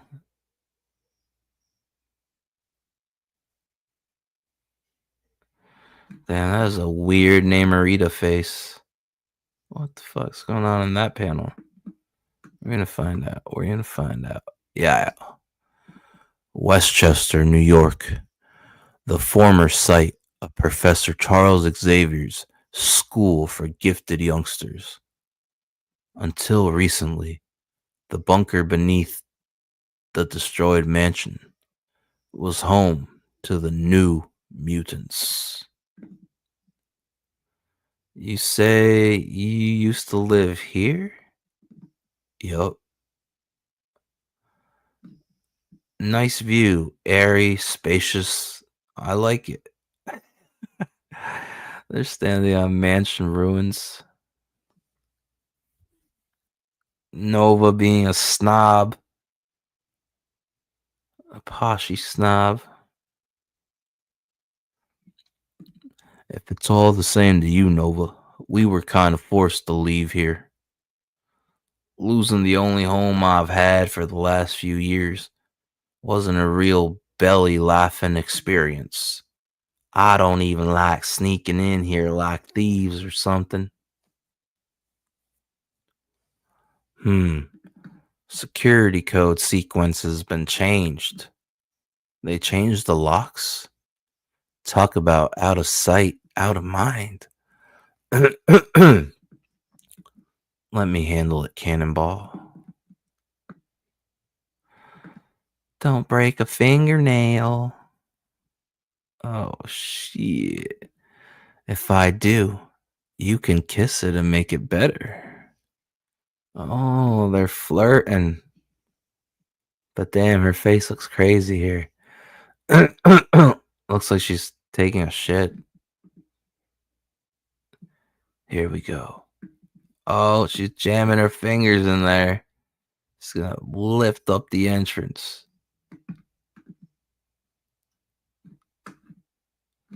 Now, this is a very disturbing image. Because it's like they got muscles, but then they got some hangers. Muscles and titties.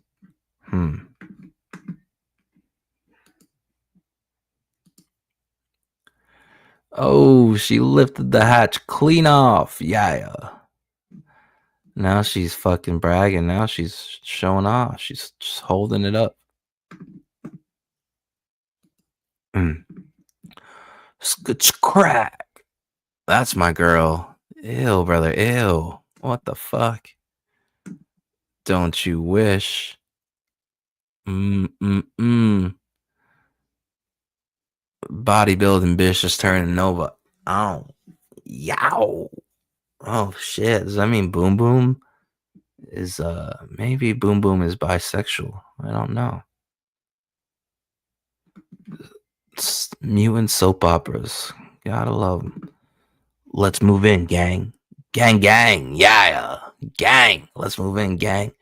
What do you know? What do you know? I did break a fingernail. Oh, shit.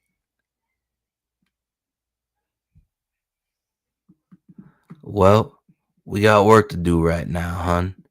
But check with me later about that kissing stuff you mentioned. Oh, shit. He wants that ass. Nova wants that Namorita ass. Yeah. Careful, folks. If they change the locks, they may have also changed defense system trigger alarms. So, what kind of hotshot defenses could this place have that could hurt us? Oh, shit. Oh, I got shot in the shoulder. You always put your foot in your mouth, but this is ridiculous. Oh, Namorita pulled them back. Farrell. Wait. I can go through the laser maze in my blast field. I know, Sammy. But she's bored. She wants to have some acrobatic wolf woman fun, maybe. Yeah, get your Catwoman on, B-ish. I know. Oh, shit. Sexy werewolf woman. But this way. How much joy she's getting from this is a whole heck of a lot more. F-U-N for fun. Okay. Making her all red. Interesting. 90s coloring. Security code 60310. Okay. Overrides activated. Oh, and the wolf woman is tech savvy? Shit. Sign me up, partner. Sign me up. Ow! All clear, gang. Hey, gang, gang, gang, gang. Yeah, X-Force is a gang. You know what I'm saying? Let's go. Yeah, you're welcome to. You're welcome to.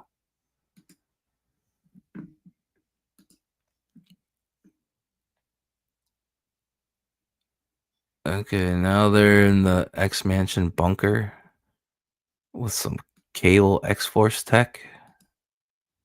Oh, shit. We're almost done. We're almost done.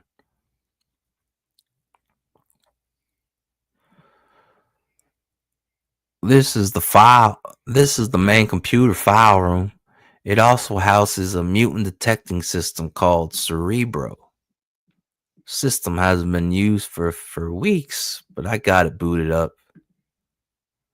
So we're going to cross-reference the data from Gentek's program with Cerebro's memory.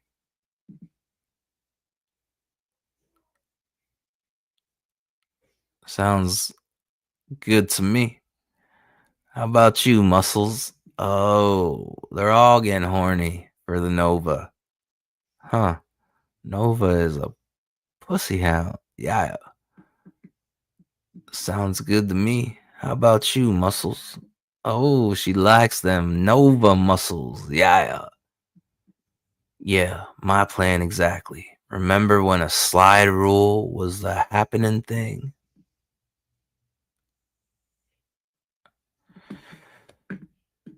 If the energy patterns harness and piecemeal are recognizable to Cerebro, we should be able to find out what it is they want. Yeah, you put that CD in there. You put that CD in the fax machine cashier register. What the fuck is that? The fucking cash register. What? Cash register CD player. Let me find out. They weren't fucking around with the high tech hardware of the 90s. Jeez, this stuff's over my head. DNA helix designs, energy wavelengths. Derp, derp, derp. Where's super tights when you need them? We can figure this out without Marvel Boy. Size, your tights are just fine by me. Oh no. She's flirting with them right in front of Namorita. Look at, she's wrapping, curling her tail around the back of the neck of Nova. Oh shit. Things are getting hot and spicy. This panel says in the Elseworld story and a story outside of continuity. This panel says Menage a Trois, Wolf Woman, Chinese Rocket Man, and Water Elf Blonde Woman, Water Elf Nazi Water Elf. Well, we know that Gentek was hired to cultivate a cellular network into a living being. And the alliance was independently after an energy wavelength which matched Gentek's data. Boomer, can you run a systems match? I'm on it. It's gonna take a mo. You're not faking it? You really do know this stuff?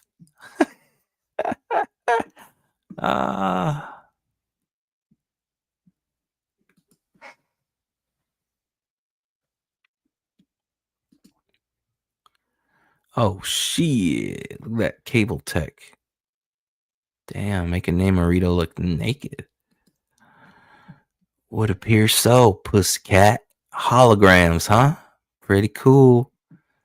The energy wavelengths the Alliance has been after read like an airline route map.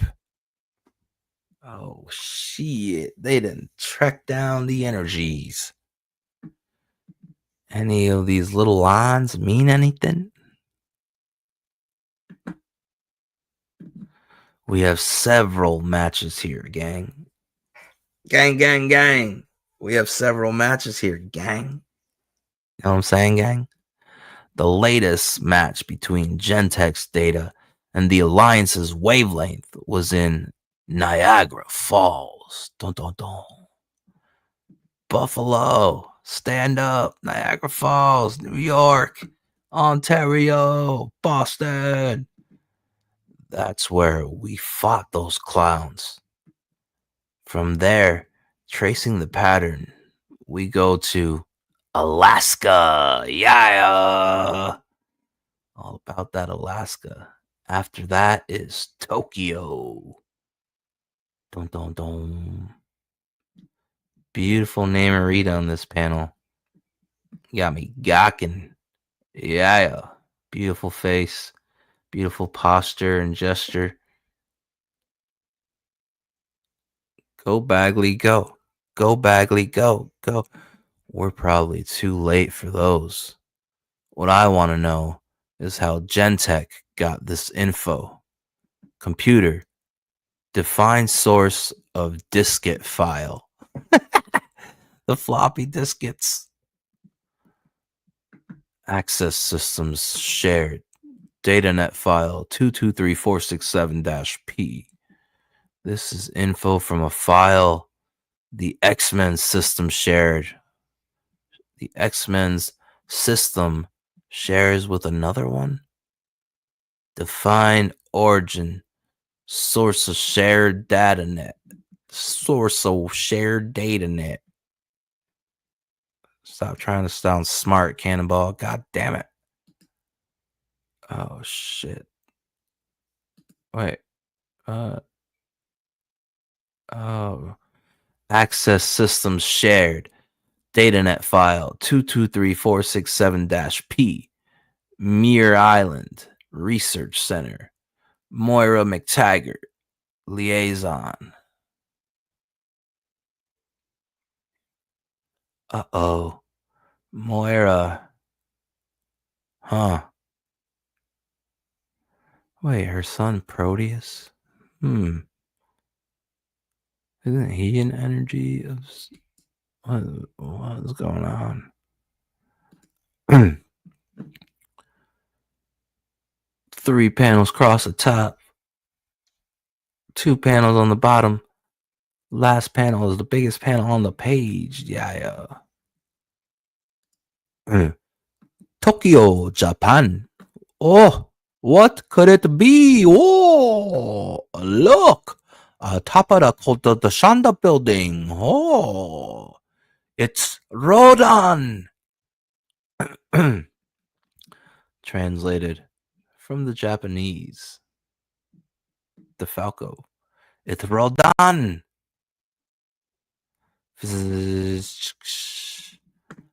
Don't be silly, son. Look, the effects are subsiding. All will be well. Oh, I'd say we've just about eaten up all the appetizers. Eating up all the appetizers we're going to have, fatso.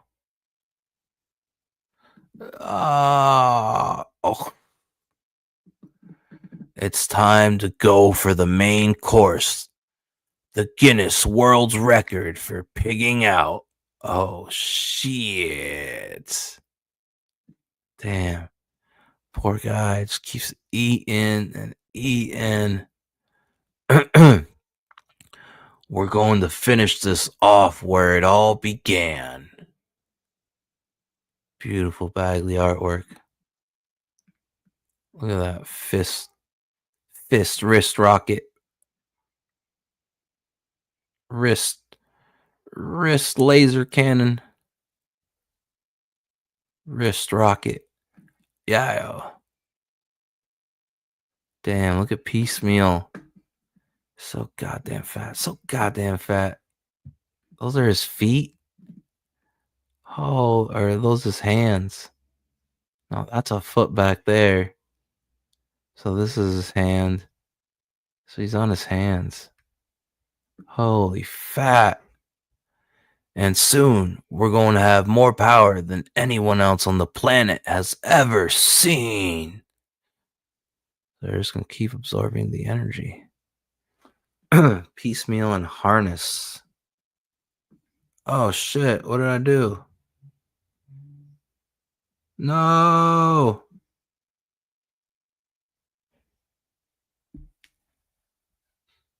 Hey.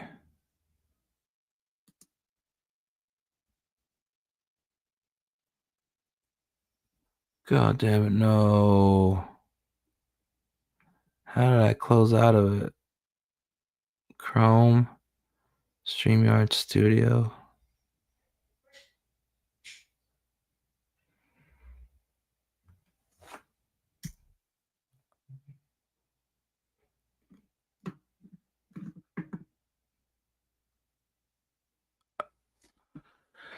I got the pinwheel of death. What is going on? Can you guys see the pinwheel of death?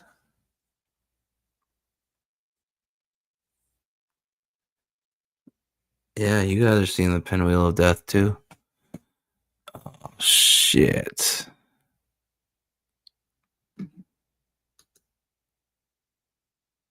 What is going on? Is there any way I can just cancel this shit? Okay. Fuck.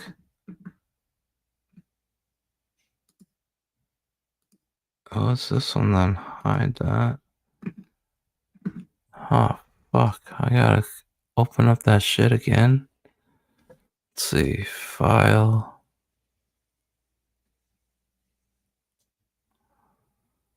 Open location.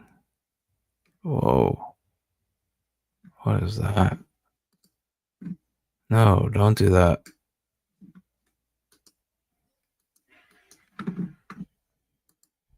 Okay. Finder.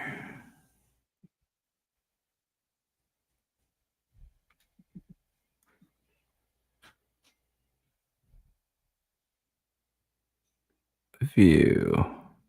Go.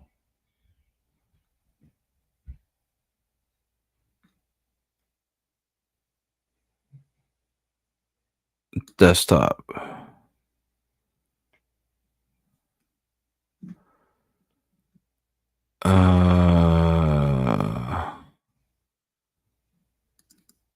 Bam. God damn, we're gonna have to get there again. But luckily, I remember what the page was. Oh wait, it looks like it's open. No, is it gonna open up to it? Loading. Please wait. Hold on, folks. Technical difficulties going on over here in the Glacier Mountain Comics studios. Loading. Please wait. Come on. Are you gonna load up? Load up. Load, bish. Load.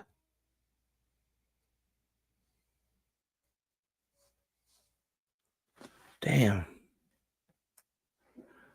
This shit is taking forever.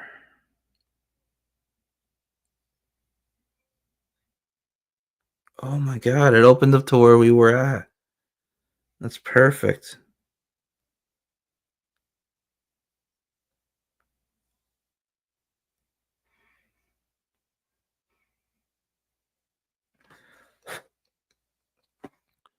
All right.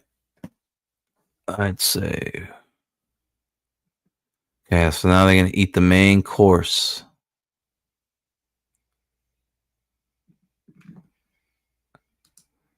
Let's go. Oh, shit. Are they back at HQ? Oh, they're at Gentech.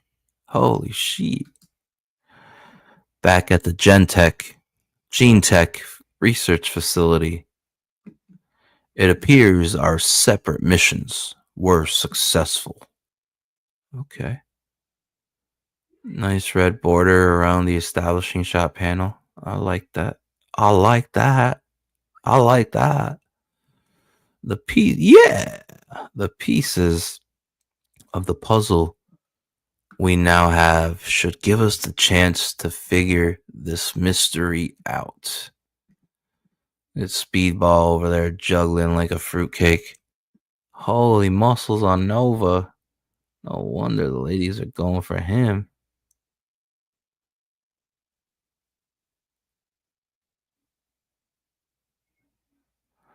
And we got a nice little group shot of the New Warriors and the X-Force.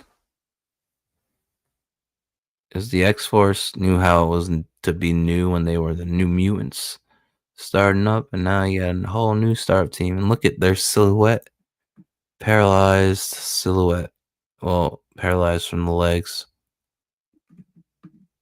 Well, we know that two different parties have been independently trying to achieve the same goal. Damn, check out the bones on Firestar.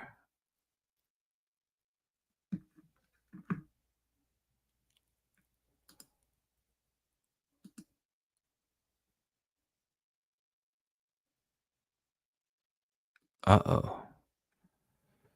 But what is the goal exactly?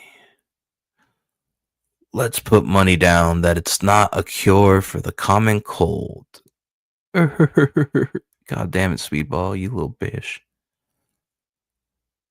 You cockamamie bitch. If AIM is involved, it would have to involve the creation of superior weapons technology.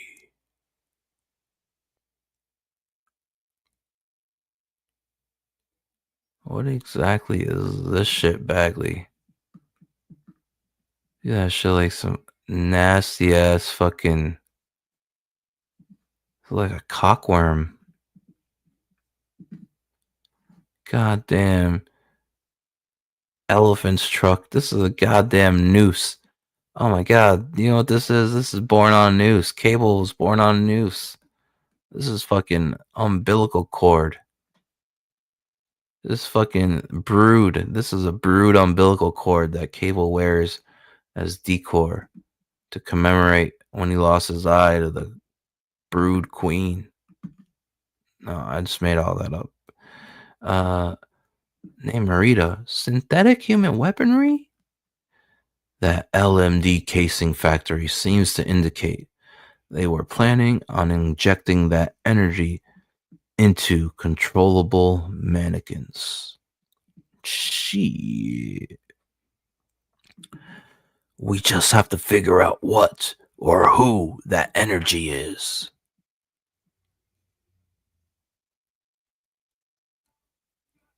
Oh, is the skateboard broken right here? Give me the disc. Give me the disc, kid. Let's get this show on the road. Yeah. See, Winters, I'm still the impatient type. Winters? It's Summers. He calls him Winters. That's hilarious. See, Winters, I'm still the impatient type. I'm not surprised, Cord. And the name's Cable this year. If you two pit bulls are done growling at each other, Scotland, Locust, Edinburgh. Okay. The third team found out that the energy wavelength that AIM is after is unevenly spread throughout the world. But the locus of the activity is in Edinburgh. Sir, you don't think... Oh shit, are they gonna try to absorb Moira McTaggart's son? What was his name? Proteus? Oh shit. By the way, awesome fucking coloring job on Cable's face. Very Terminator-esque. Foreshadowing. Cybernetic Cable. Oh god damn, they're gonna go after Proteus, I know it. Cord, punch up the estimated date and time of the energy dispersal. What difference could that? We'll see in a minute. Estimated time dispersal. Energy wavelength. Subfile 223467-P. 1445:34 p.m. October 13th, 1987. Now, the estimated time of death for Moira McTaggart. Kevin, the info should be patched into the datanet. Gene Tech is using from Muir Island Research Center. Bingo! McTaggart. Kevin McTaggart. Physical body died October 3rd, 1987. Energy form dissipation. October 13th. Oh, shit. Physical body and energy form. I don't like the sound of this. What's going on? Moira McTaggart is one of the world's leading researchers of mutant genetics. She learned as much as she did because her own son was a mutant. Wait a minute. Didn't the X-Men fight someone in Edinburgh a few years back? Encyclopedia Trivia strikes again. Mr. Cable, am I right?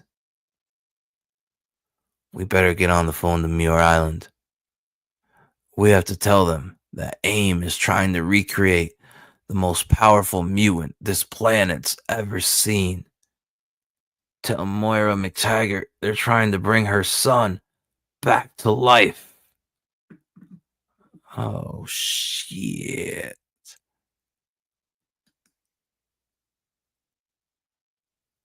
Look how intense this fucking page is. This is a callback from the Proteus story. A man who was able to manipulate reality and battle the X-Men as if they were toys. Tell her AIM is trying to recreate Proteus. Oh, shit.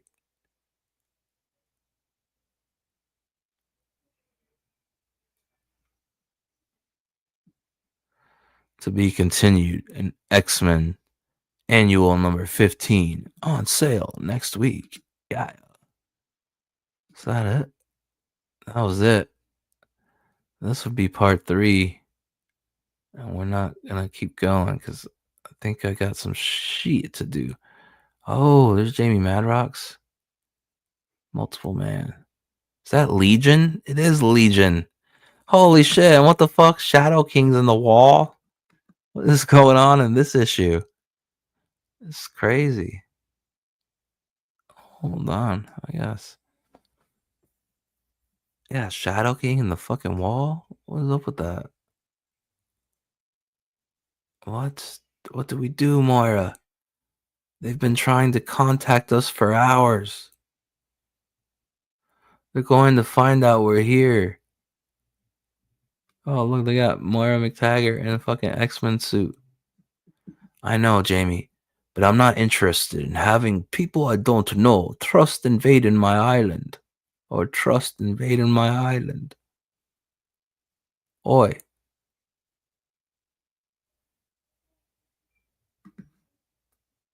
Why do they have Shadow King on the monitor?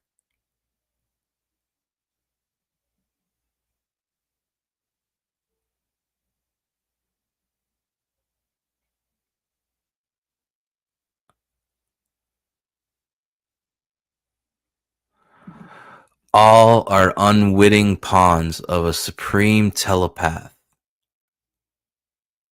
known as the Shadow King. For now, though, he loosens his hold.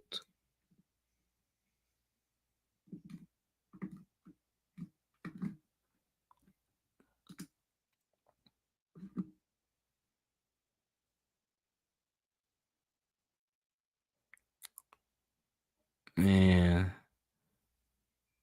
When we get to this next time, oh shit. Who's fucking up their heads? Oh, it's the fucking Banshee sirens. And they got Legion. They don't even need all these other guys. They got fucking Legion right there.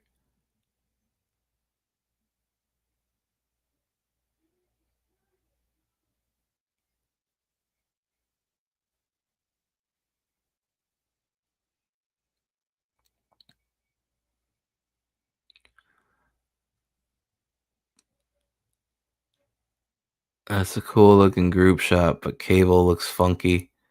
Warpath looks funky.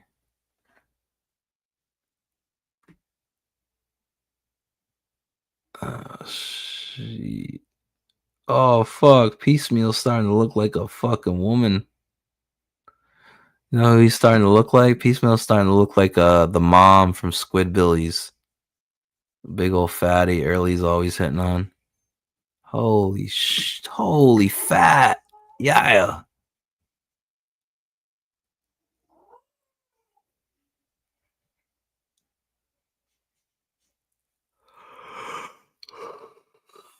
Ugh. Damn, look at Legion right there. Alright, I think we're good. We'll finish finish the crossover on the next time. The next time we're doing this. But I'd like to take the time to remind you that my PayPal is in the banner below, paypal.me/glacier8888. If you're inclined and of the mind and feeling kind, go ahead and leave a dono. All donations will go towards the funding of the lettering and logo of my debut 60-page comic book with art by Christian Rossi, being published by Critical Blast. So let me go ahead and show you brand new pencils. Brand new, spanking new, never before seen, never seen on Twitter. Brand new, spanking Christian Rossi Sledhead pencils. Here for your viewing pleasure today. Yeah. Look at the beauty of these pencils. Setting up the ink and color preparation. Oh yeah, look at that werewolf panel, yeah.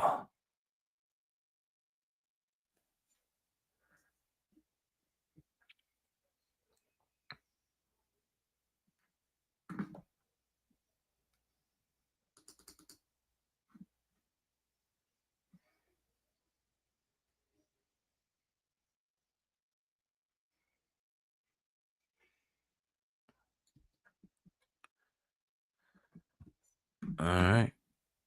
Take that one off the docket. So, folks, you see Sledheads, the pages you're seeing right now, Sledheads. They're from, these are pencil pages from Christian Rossi for Sledheads, my debut 60-page hardcover comic book being published by Critical Blast. And you see, folks, Sledheads is a gun-fu, blaxploitation, supernatural, super Sentai rom-com. It is a sleeper hit you're going to want to keep your eye on. You are not going to want to miss this. This is a future blockbuster franchise, home run, baby, home run, indie comic book of the year incoming from the twisted and tortured and starving mind of Glacier, your host, the most froze, the bad boy of indie comics, from the mind of that man and the very talented storytelling skills and abled, vicious hands of Christian Rossi, comes Sledheads, set in Valdez, Alaska, where there is a whorehouse casino run by a two-headed madam. And in this whorehouse casino, there is a gang of snowmobile riders called the Sledheads, and they hang out at the whorehouse casino because their leader, Kenny Karate, has a crippling gambling addiction. Yeah. And you see, the thing about Kenny, the leader of the Sledheads snowmobile gang, is Kenny falls in love with one of the ladies of the night. Kenny falls in love with one of the sex workers from this whorehouse casino named Monica. But this isn't just any regular schmegular sex worker. No, Monica is a cursed whore. She is cursed with something called the death kiss, kiss, kiss, kiss. Anything, everybody Monica kisses, the cursed whore kisses, dies. R.I.P.D.E.D. Yeah, get the fuck out of here. So Kenny falls in love with Monica and they end up getting married.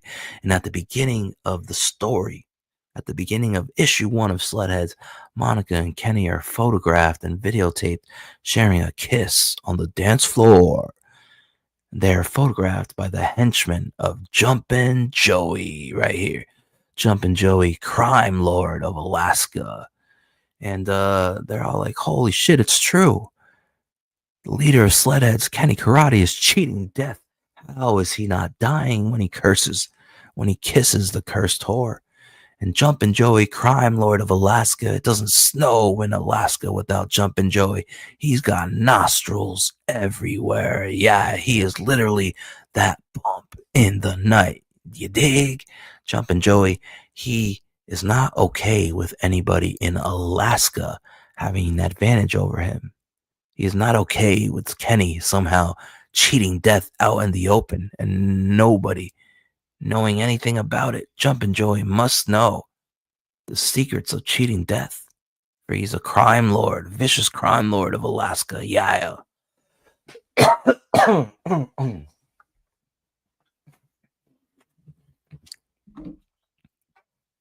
Where's my new one? Oh, okay. And you see, so Jumpin' Joey, he orders his henchmen to kidnap the cursed whore Monica. And they plan to hold Monica hostage and use her as leverage to get the secret out of the Sledheads, to get to the bottom of the secrets of the Sledheads. How is Kenny cheating death? Jumpin' Joey must know. So he orders the henchmen to kidnap Monica and tell the Sledheads to meet them in the rotting forest. And in exchange for Monica, they will reveal their secrets to Jumpin' Joey if they want Monica alive and back again. Yeah. And that's what the entirety of this blaxploitation, gun fu, supernatural, super Sentai rom-com is about. And if you are inclined and of the mind and feeling so kind, if you go ahead and leave a dono to my PayPal, I will be able to finish lettering this masterpiece and bring it across the finish line. As soon as the lettering and logo are done, this thing will be available for purchase in the Critical Blast Publishing bookstore. Yeah, that is, of course, if everything goes according to plan. Because you never know. You never know. The world and life does not wait for anybody. Yeah. And so, as soon as this thing is lettered, it will be available for purchase. My debut 60-page hardcover comic book with art by Christian Rossi is the sleeper hit of the year. You are not going to want to miss out on this. Look at these beautiful pencils. You notice the X is to let you know that those are going to be blacked out, silhouetted, and black ink areas. It's going to be a beautiful, beautiful panel. And the Jumpin' Joey's getting the fuck out of there. Looks like he's sweating. His veins are turning black. I don't know what's going on. Jumpin' Joey's getting out of the rotting forest. Tells the henchman, kill them all dead. Yeah, kind of spoiling the entire story with these pages, but it's all good. Enjoy. I hope you enjoy, and I hope you take a chance on a new creator. I'm not crowdfunding because I'm blacklisted. I'm DED, dead on arrival. Nobody's going to support my ass at all. The most hated and most controversial figure, the bad boy in indie comics today. Unfortunately, that means I can't crowdfund. This is impossible. I will not hand the power of my destiny in the hands of haters and others. So if you are inclined and of the mind, take a chance on a new creator. When this book is available for purchase, please go out there and read it. They can stop me from being promoted, from being accepted in channels, in the cool guy club. They can gatekeep all that, but they can't ever stop you from reading it. Even if you hate my ass, pick this up and read it. We need comparisons of real good storytelling and writing compared to everything that we got in the indies today. I'm coming to crush. I'm coming to compete. I will never let you down. This is my God-given talent to tell stories, design characters. I am an IP generating machine. Diamond in the dirt that ain't been found. I promise you, I'm going to affect change. And it all starts with step one. Comics. Comic book. Yeah. Coming to compete. I'm coming to crush. I hope you take a chance. You're really, really going to like what you read. I promise you. I've done my best to be entertaining and crazy, to garner attention, all with the hopes that that attention will translate on people taking a chance and helping me to be able to take a chance to gain readership and notoriety for my God-given talents and skills. Look at this. Look at these beautiful pencils. As the reanimated radiation cannibal, the Korean. He's been reanimated for too long. He's been absorbing all the energy, absorbing all the experimental toxins and nerve gases that are soaked into the rotting forest, which is why Jumpin' Joey chose to have the Sledheads meet him in exchange for Monica in the rotting forest, because the rotting forest has a secret of its own. Anything that dies in the rotting forest is reanimated within just 60 seconds. But they don't come back like you and me. No, they come back as radiation absorbing cannibals. Yeah, because the rotting forest used to be an ex-military testing site for nuclear, biological, and chemical warfare, experimental nerve toxins and radiation bombs. And the longer these people are reanimated, the more and more radiation they absorb from the rotting forest, the stronger they get, the bigger they grow. So unfortunately, you see what's happening here. It's so big. These motherfuckers are hanging off the chains, growing onto his legs. Here's Crash, baseball sliding underneath the giant radiation cannibal, grabbing the gas tank, the gas can. Yeah. So those were the new Sledhead pencils, and these are finished colored pages of Sledheads. Sledheads. Which, if you know, you know. Sled is another word, another terminology for snowmobile. So this is beautiful Christian Rossi artwork for Sledheads, my debut 60-page hardcover comic book. It's being published by Critical Blast. Look how beautiful this art is. Trust me, you're going to want a copy of this. You're going to want to hold it up to your face and take it in. This is the sleeper hit indie comic book of the year from the tortured and twisted mind of the bad boy of indie comics, the most froze, Glacier. Yeah. Hail and welcome to the Ice Age. So please stay alert. Stay tuned. Announcements are coming soon. It's being published by Critical Blast. And you're going to love it. This is my debut. Debut for a reason. Even with talent, you got to put in those man hours. You got to study, develop, craft, learn.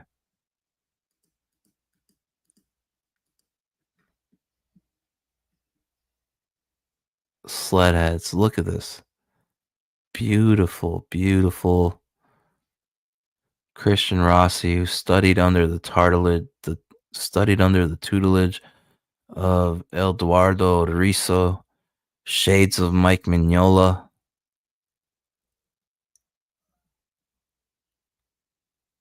Beautiful, beautiful stuff.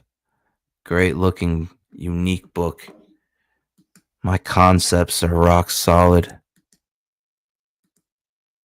Just take a leap of faith in a brand new creator. It's not like I'm crowdfunding and you're never going to get your product. It's going to be available for purchase. The only chance you got to take is reading it. That's it. Could be the worst piece of shit you've ever read. Who knows? Could be valued content to make fun of. Or it could somehow end up squeezing itself into the pop culture zeitgeist and affecting change. You never know with these things. You never know. Art is subjective after all. And we know the 1990s highly detailed and realistic boombastic style is the preferred, is the champion style. But this 1970s Jack Kirby, Mike Mignola style, give it to me all day. It looks so goddamn good. Yeah. Sledheads, the Gun Fu, Blaxploitation, Supernatural, Super Sentai Rom-Com, 60 pages with art by Christian Rossi, is almost here, available for purchase. Whores and more whores, whorehouses, casinos, gambling, shootouts, crime lords, henchmen, whores and more whores, kung fu, snowmobiles, shootouts, werewolves, cannibals. Sledheads, 60 pages of greatness, black exploitation, gun fu, walk, supernatural, super sentai rom-com. Look at this beautiful Christian Rossi artwork. I mean, fantastic. You're gonna love it. You're gonna love it. 60 pages of greatness. Debut comic book for Glacier Mountain Comics as a company. Get Glacier Mountain Comics up and running so we can get more and more books out there. And hopefully, if you like what you read, you'll come back and read more and learn to have trust in the skills of the Dario, aka your host, the most froze, CEO of Glacier Mountain Comics, the future of indie comics, the bad boy of indie comics, the marker of a new era. The Ice Age starts with moi. Yeah, hail and welcome to the Ice Age. Bundle up. It's gonna get brick out there. Yeah, Glacier Mountain Comics is coming. I'm gonna crush all my competition. Art snob or no art snobs. 90s style or no 90s style. Take a chance and give it a read. And if you like what you read, spread the good word. Word of mouth is very, very powerful. I mean, look at this beautiful artwork. Tell me you are not going to want to hold this physical copy in your hands and rejoice in the greatness that is Sledheads. Beautiful. It looks good. It looks very good. God damn. Shouts out to the artist Christian Rossi. Absolutely incredible job he's doing. And see, if you follow me on Twitter, which is also in the banner scrolling across the screen below, my Twitter handle, follow me on Twitter. You get to see things like this all the time. All sneak peeks, previews, exclusives, never before scenes, all before books ever go to print. And I got 9 or so books in production. So you just never know what kind of art you're going to get to enjoy. Has the benefit of following me on Twitter. Also, if you haven't yet, please like and subscribe to the channel. Leave a comment underneath the video. Help me tackle the algorithm. Help me get more recommended to the algorithm. I mean, look at this beautiful artwork. A werewolf feasting on a moose. Zooming in with the fucking snowmobile, popping off shots. Blah, blah, blah, blah. Look at the onomatopoeia as the image flows ever so naturally through the onomatopoeia.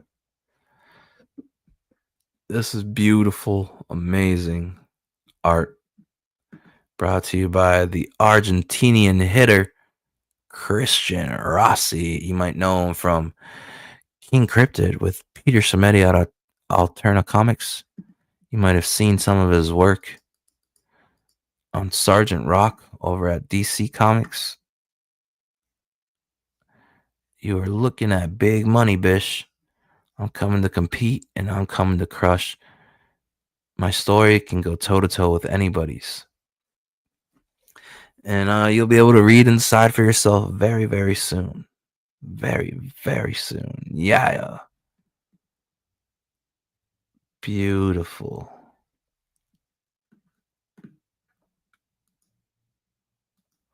See, I got more pages. Here's my ninja, my nigga Gold Tooth. Yeah. Gold Tooth. Baby. Read the story and find out how he plays into the whole thing. You gotta read it.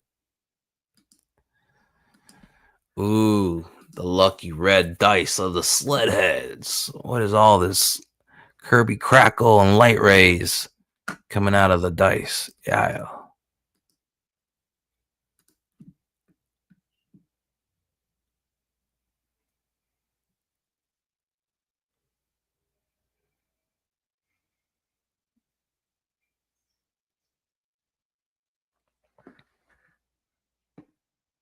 Snowmobiles, Sledheads, Snowmobile Gang.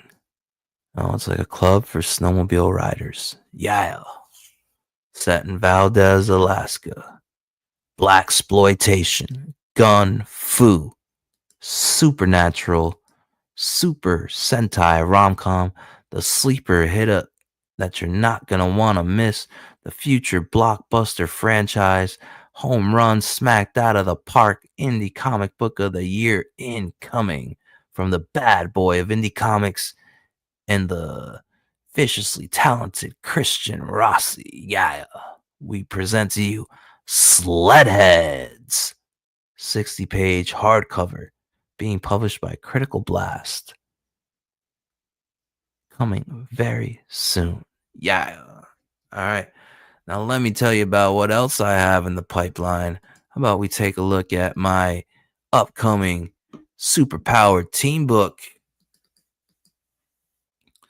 called Blinkers. Yeah, this will come directly after Sledheads. And honestly, I've been doing some thinking. And even though I'm getting Sledheads lettered, I don't know about putting out Sledheads without putting Blinkers out. you know? I think I might just do maybe like an anthology collection. Have the Sledhead 60 pages in there. Have Blinkers issues like one. Maybe do 3 Blinkers issues. If that's even possible. I'm gonna see. I'm gonna decide soon if I'm putting Sledheads out first by itself, or if I want to put out like a company omnibus. Give people a hardcover sample of the IPs that reside in Glacier Mountain Comics. And so check this out. So the whole premise of my mutant team book, by the way, instead of mutants, superpowered beings in my world that came to be, they're known as leapers.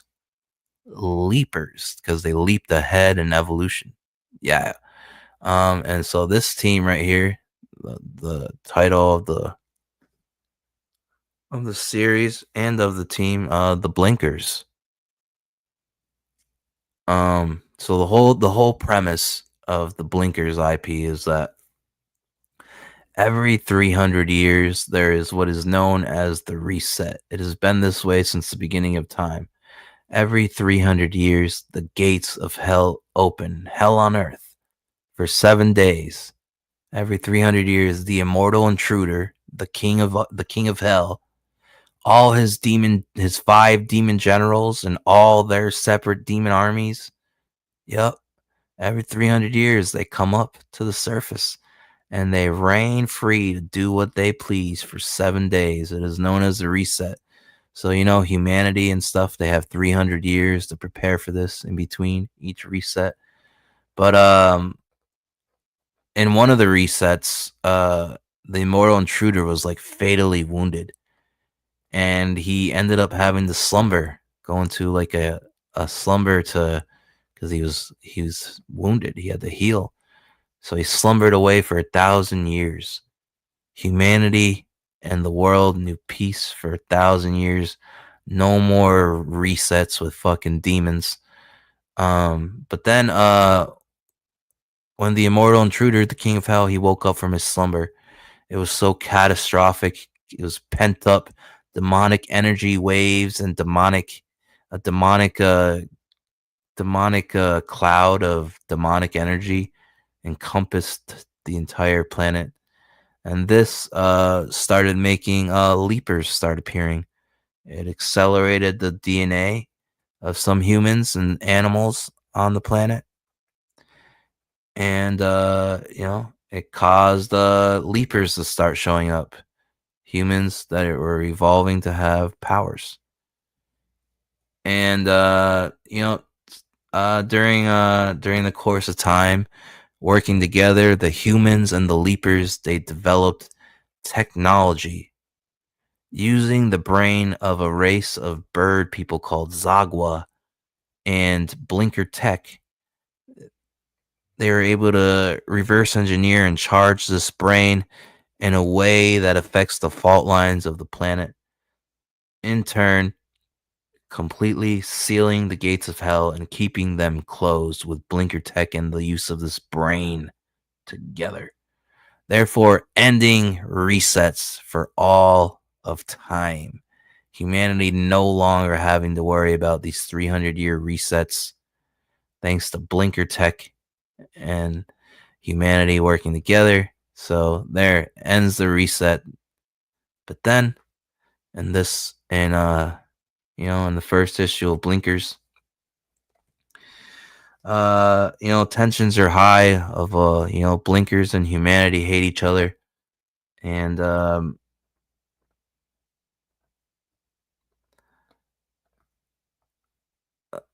there's a lot of betrayal and espionage and treachery involved with this, like Game of Thrones style politics.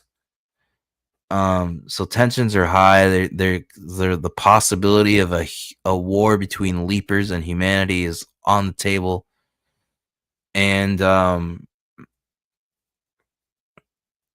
there's like an outdoor festival, like a music festival, concert outdoor festival, and all of a sudden, demons show up, start killing the concert festival goers, and kidnap and take hostage the rest of these festival goers, chase them into this fucking cave system. So these mutants are tasked by the government agent, kind of handles the relations between humanity and leapers. He tasked them with going in to rescue the festival concert goers, and he sets up media coverage for it and everything, so it's gonna look real good when they rescue the humans. You know, it'll lower the tensions of a leaper and human war. It'll make them look like heroes to humanity, help lower the tensions. Well, unbeknownst to them, they don't know that the government agent is betraying them. He has the villain team, the evil team of leapers, show up during the rescue while it's all being covered by media. So the continued slaughter of humans is going on, mutants fighting and destructing each other, causing destruction all around them, all being covered by the media, all set up by the government agent, who then opens the gates of hell, betrays his own team of mutants, and lets the demons come.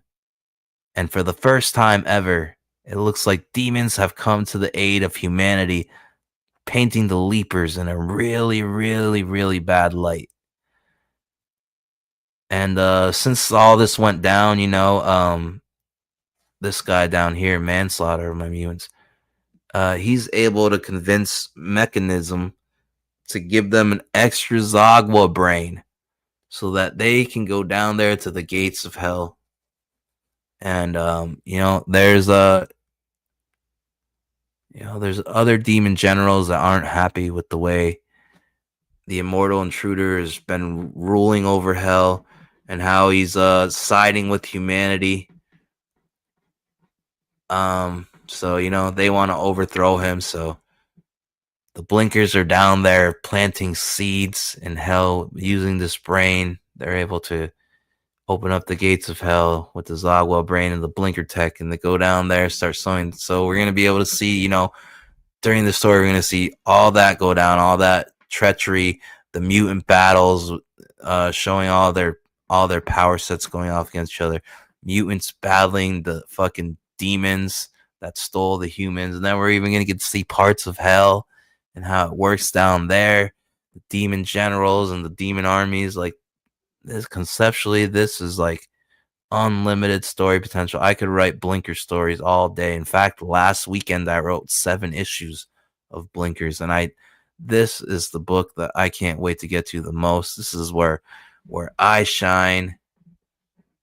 And man, so I'm having thoughts of even though I'm lettering Sledheads right now, I'm probably, I don't know if I should put it out by itself or just do like, a company, Glacier Mountain Comics anthology omnibus, so that you guys could have, multiple styles, multiple different writing styles from me, and multiple different IPs and unique concepts, so you can get a feel for the Glacier Mountain Comics company and decide if you want to be a fan, if you want to be a reader, if you're going to come back for more, if you like what you see, if you like what you read. And these are all the things I'm working on. So I just need you to stay alert and show up. If you're a gambling man, if you're going to take a leap of faith on a new creator, then let it be me, the bad boy of indie comics, the most froze, from the twisted and tortured mind and the very skilled hands and storytelling skills of Christian Rossi. I present to you Blinkers. Yeah, we'll be getting to this IP very soon. Very soon. As soon as Sledheads is lettered, we'll be moving on to this thing, and I can't fucking wait. So I want to take a look at stuff I got. Look at this beautiful Christian Rossi splash page for my upcoming superpowered team book, Blinkers. Yeah, I mean, look at the shards of glass with the the Demon General Mokad, the four-armed Minotaur Demon General Mokad, and the Shards of Glass. Here are his demon armies. You got the Blood Swarm over here, the Claw Dancers over here, all pictured in these creepily and horrifically in these shards of glass.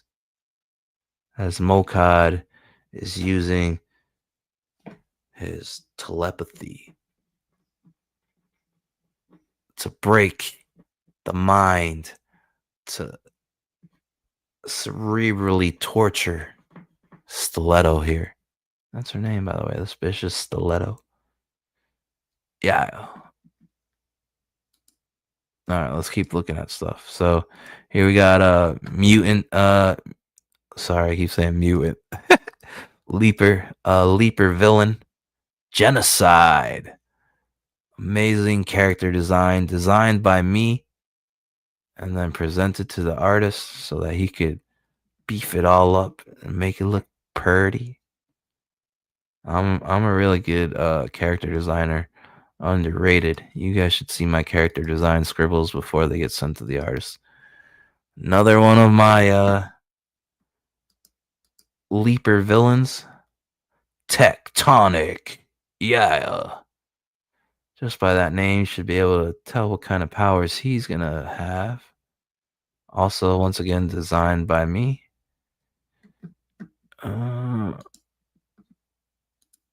All these designs are by me. And then I send those shitty little designs to artists, and they do character sheets like this for me. See how badass suspicious chainsaws are gonna look? Coming out of horned skulls.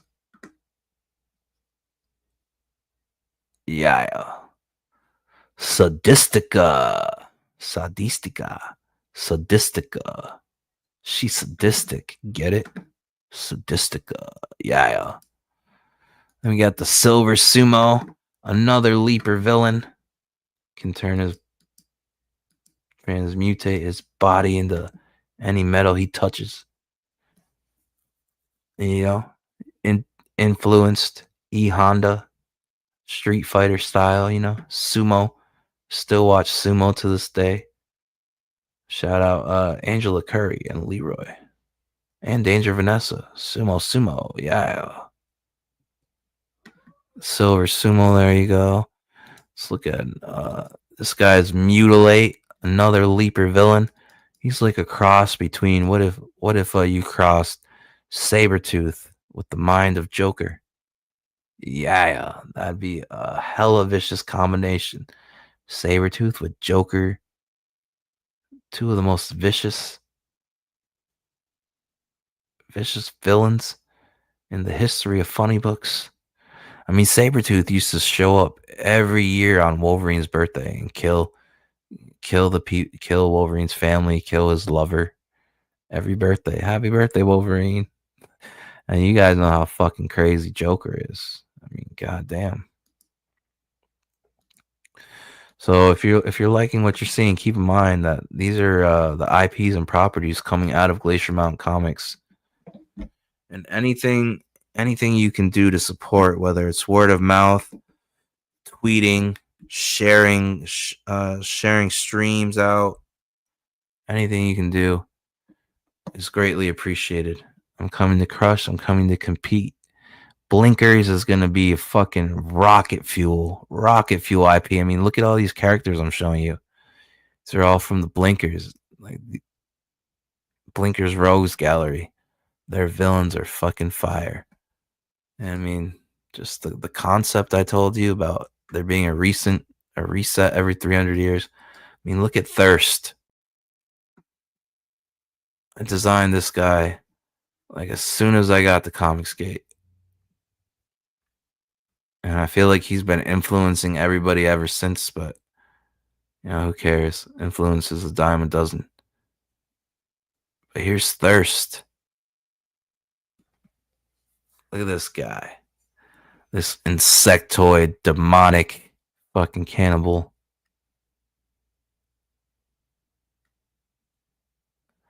Oh, and these guys down here, these are his creatures he controls. Spikes, They're his little minions, the spikes.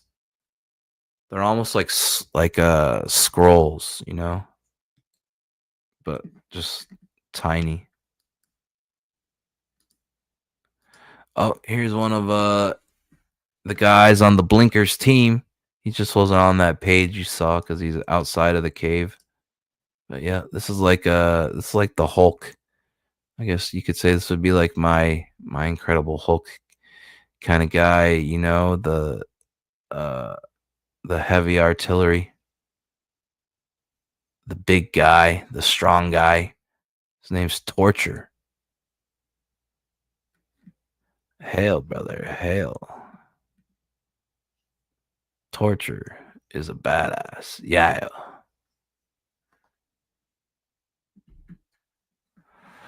Yep, he's on the Blinker team. He's on the Blinkers. Oh, shit.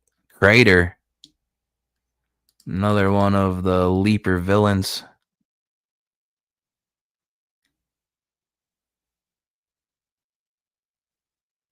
Look at that beautiful design. Awesome looking villain right there. Love that one. And you got her.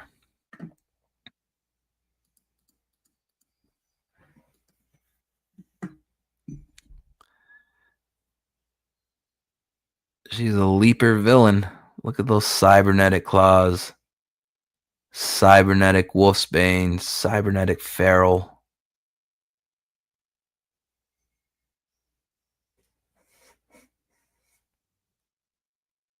Yeah, I've always loved this design. This character's got legs, baby. Yeah.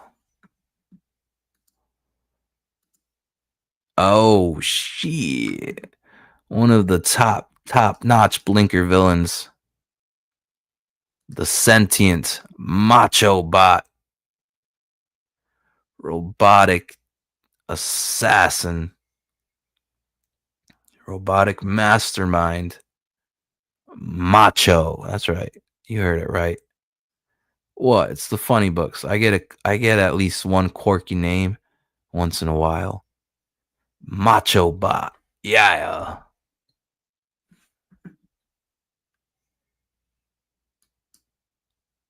You can imagine what his dialogue is going to be, right? With a name like Macho Bot. Oh, yeah. Oof. And here's the leader. The leader of the Leaper villains team, known as the Immortal Followers. Lord Lagoon. Yeah. This is the big dog. One of the strongest telekinetic, telepathic beings in Glacier Mountain Comics universe. Yeah. Lord Lagoon.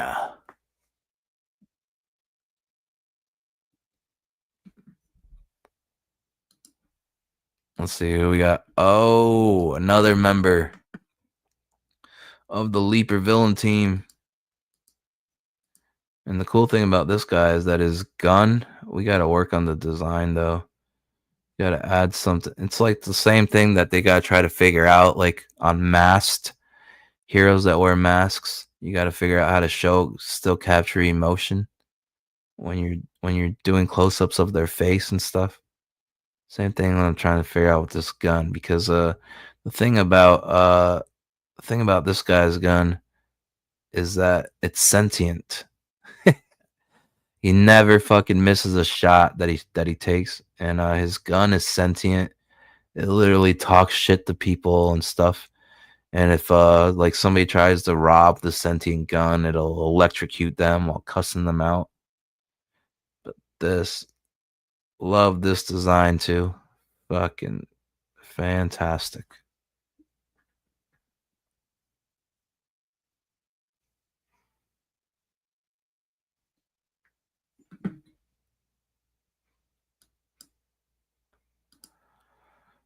Oh, he's like this guy's right up there with Lord Lagoon. This is Bloodbath. Leaper villain like number 1, if not number 2. Crazy, crazy powers he has. I don't even want to tell you his powers because they're special. Nobody's done it yet. Bloodbath. Yeah. Look at this motherfucker. Oh, that's a this is a John Dillard design too, by the way. That's Bloodbath. Another John Dillard design. This guy is also on the Blinkers team. He's who would I compare him to make it quick? Beast from X-Men, Hank McCoy. His name is Slog. Slog. Very tech savvy, philosophical, genius level intellect. And then you can see the rest of what he has. Superhuman strength and agility, endurance, stamina. There you have it. Slog, a John Dillard design. Yeah. Actually, we designed this together live on stream. See the Cynthia hair? Like that Cynthia doll from the Rugrats cartoon that Angelica always had. The undertusks. The undertusks. Ugly motherfucker. Another John Dillard design. Another member of the Blinkers team, Warclaw. This is a mask, too, by the way. The lion mask that he wears. He's not a fucking lion, It's his mask. Warclaw. Yeah. Fucking badass motherfucker. Look at the name. It says horror concept. But this is Vale. She's also on the Blinkers. A member of the Blinkers. Yeah. John Dillard design with me. Oh, this is this. Oh, I take that back because there'll be future stories where there's one more person stronger than her. That'll be upcoming called Warpath. His name is Warhead. Warhead, Telepath Supreme. And he's like the reality warper, telepath, fucking super powerful. But so as of right now, at this moment, this is the strongest telepath in the Glacier Mountain Comics universe. Opia. Who would I compare her to? Like Jean Grey, Professor Xavier, Shadow King, because she's fucking see the little horns sticking out of her head. This veil that she wears. This is Opia. Strongest fucking telepath. Strongest leaper in the Glacier Mountain Comics universe. Damn near the leader of the Blinkers. But it's not really. It's High Beam. High Beam, her lover. But she's the most powerful, so. Badass, scary, creepy girl. Creepy telepath, mind control girl. Good stuff.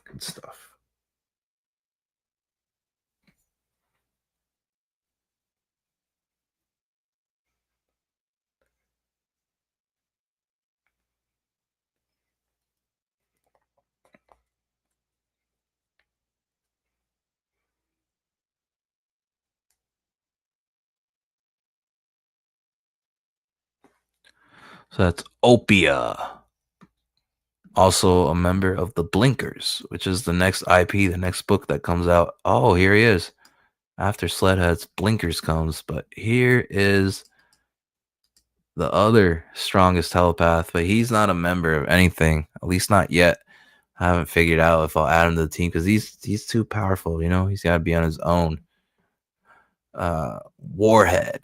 Telepath Supreme. He's probably going to get his own series.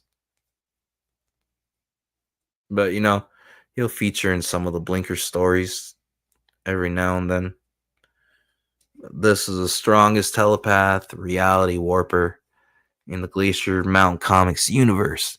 Warhead, Telepath Supreme. Yeah. God. Hurt. Fuck. Okay. What else we got? Whoa. Whoa. Okay, so I'll show them to you like this. This is Mokad, one of the 5 demon generals of hell, one of the Immortal Intruders' 5 demon generals. 4-armed Minotaur demon general. And these are some of the demons in his demon army.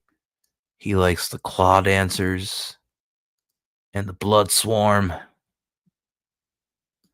Take a look at this. Take a look at these character designs from the Blinkers IP coming out of Glacier Mountain Comics right after Sledheads is done.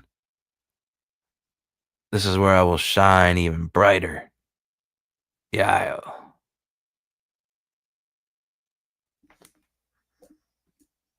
Mokad, 4-armed Minotaur demon general from hell. Yeah. These are part of Mokad's demon armies. The Claw Dancers. Look at this fucking great character design. You see this fucking demon running at you, you are fucked, son. Terrified. Nightmare fuel. The thing of nightmares. Yeah. This insectoid-like demon. The Claw Dancers. Yeah.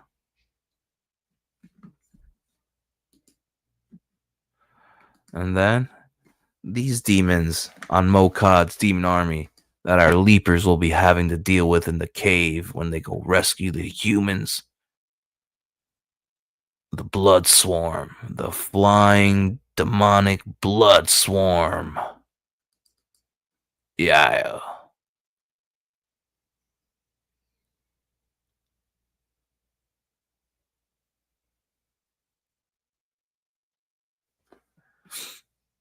And there you have it, folks. Keep an eye out for Blinkers.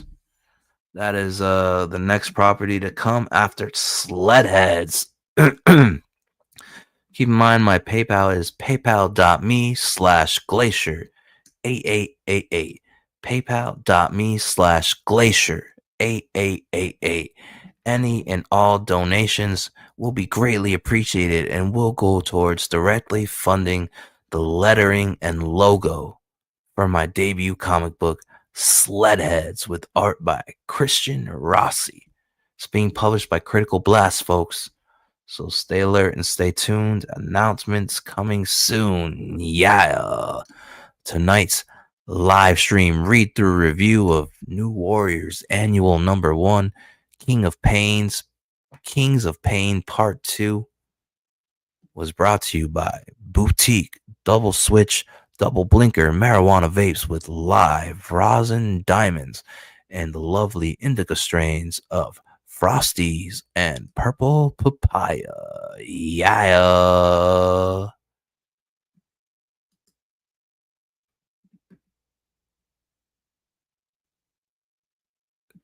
Remember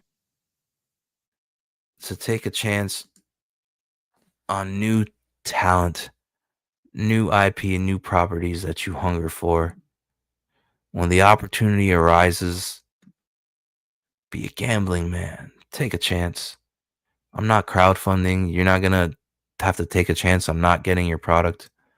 The only chance you'll have to take is on reading it. Reading the story. I can be blacklisted. I can be gatekept. But you cannot be stopped from reading the story. Even if it's a hate read, have at it. Hate read it and comment on the story. Review it. Do whatever you need to do. Criticize it. As long as you read it and form an honest opinion about it.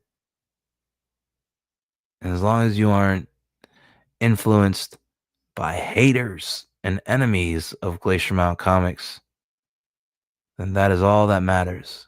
The haters and enemies can gatekeep and blacklist me forever until the end of time. Never shall I step foot in the Cool Guys Club, but they can't stop you, the people. They can't stop you from going to the Critical Blast Publishing bookstore and saying, hey, I'm going to take a chance on Dario. I think Dario's funny. I'm interested in what kind of story can come out of a crazy mind like Dario's. They can't stop you. They can stop me from going on channels. They can stop me from being promoted. They can stop me from being involved. But they can't stop you. The bottom line is I'm here. And most people know of me for being crazy and controversial. I'm at least known. They at least know I exist. And that is the beauty of it. I can be shunned, excommunicado, blacklisted, gatekept. But you, the fans, the people, the heart of it all, they can't stop you from going to the Critical Blast Publishing bookstore and purchasing a copy of Sledheads, my debut 60-page hardcover comic book with art by Christian Rossi.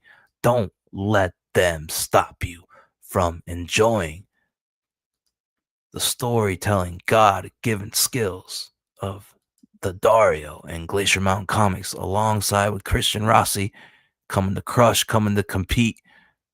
I'm here to do my thing.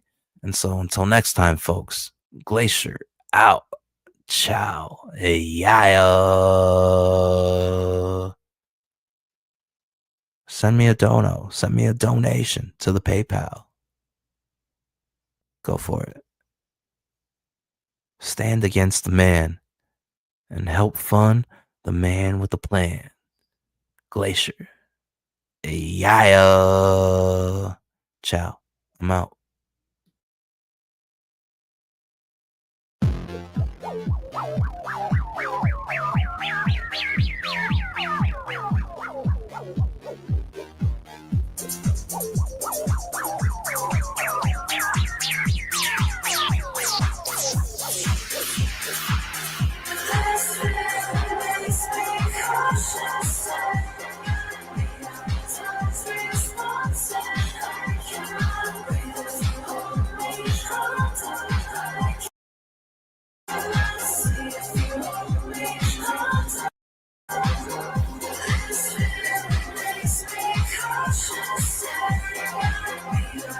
This is cautious.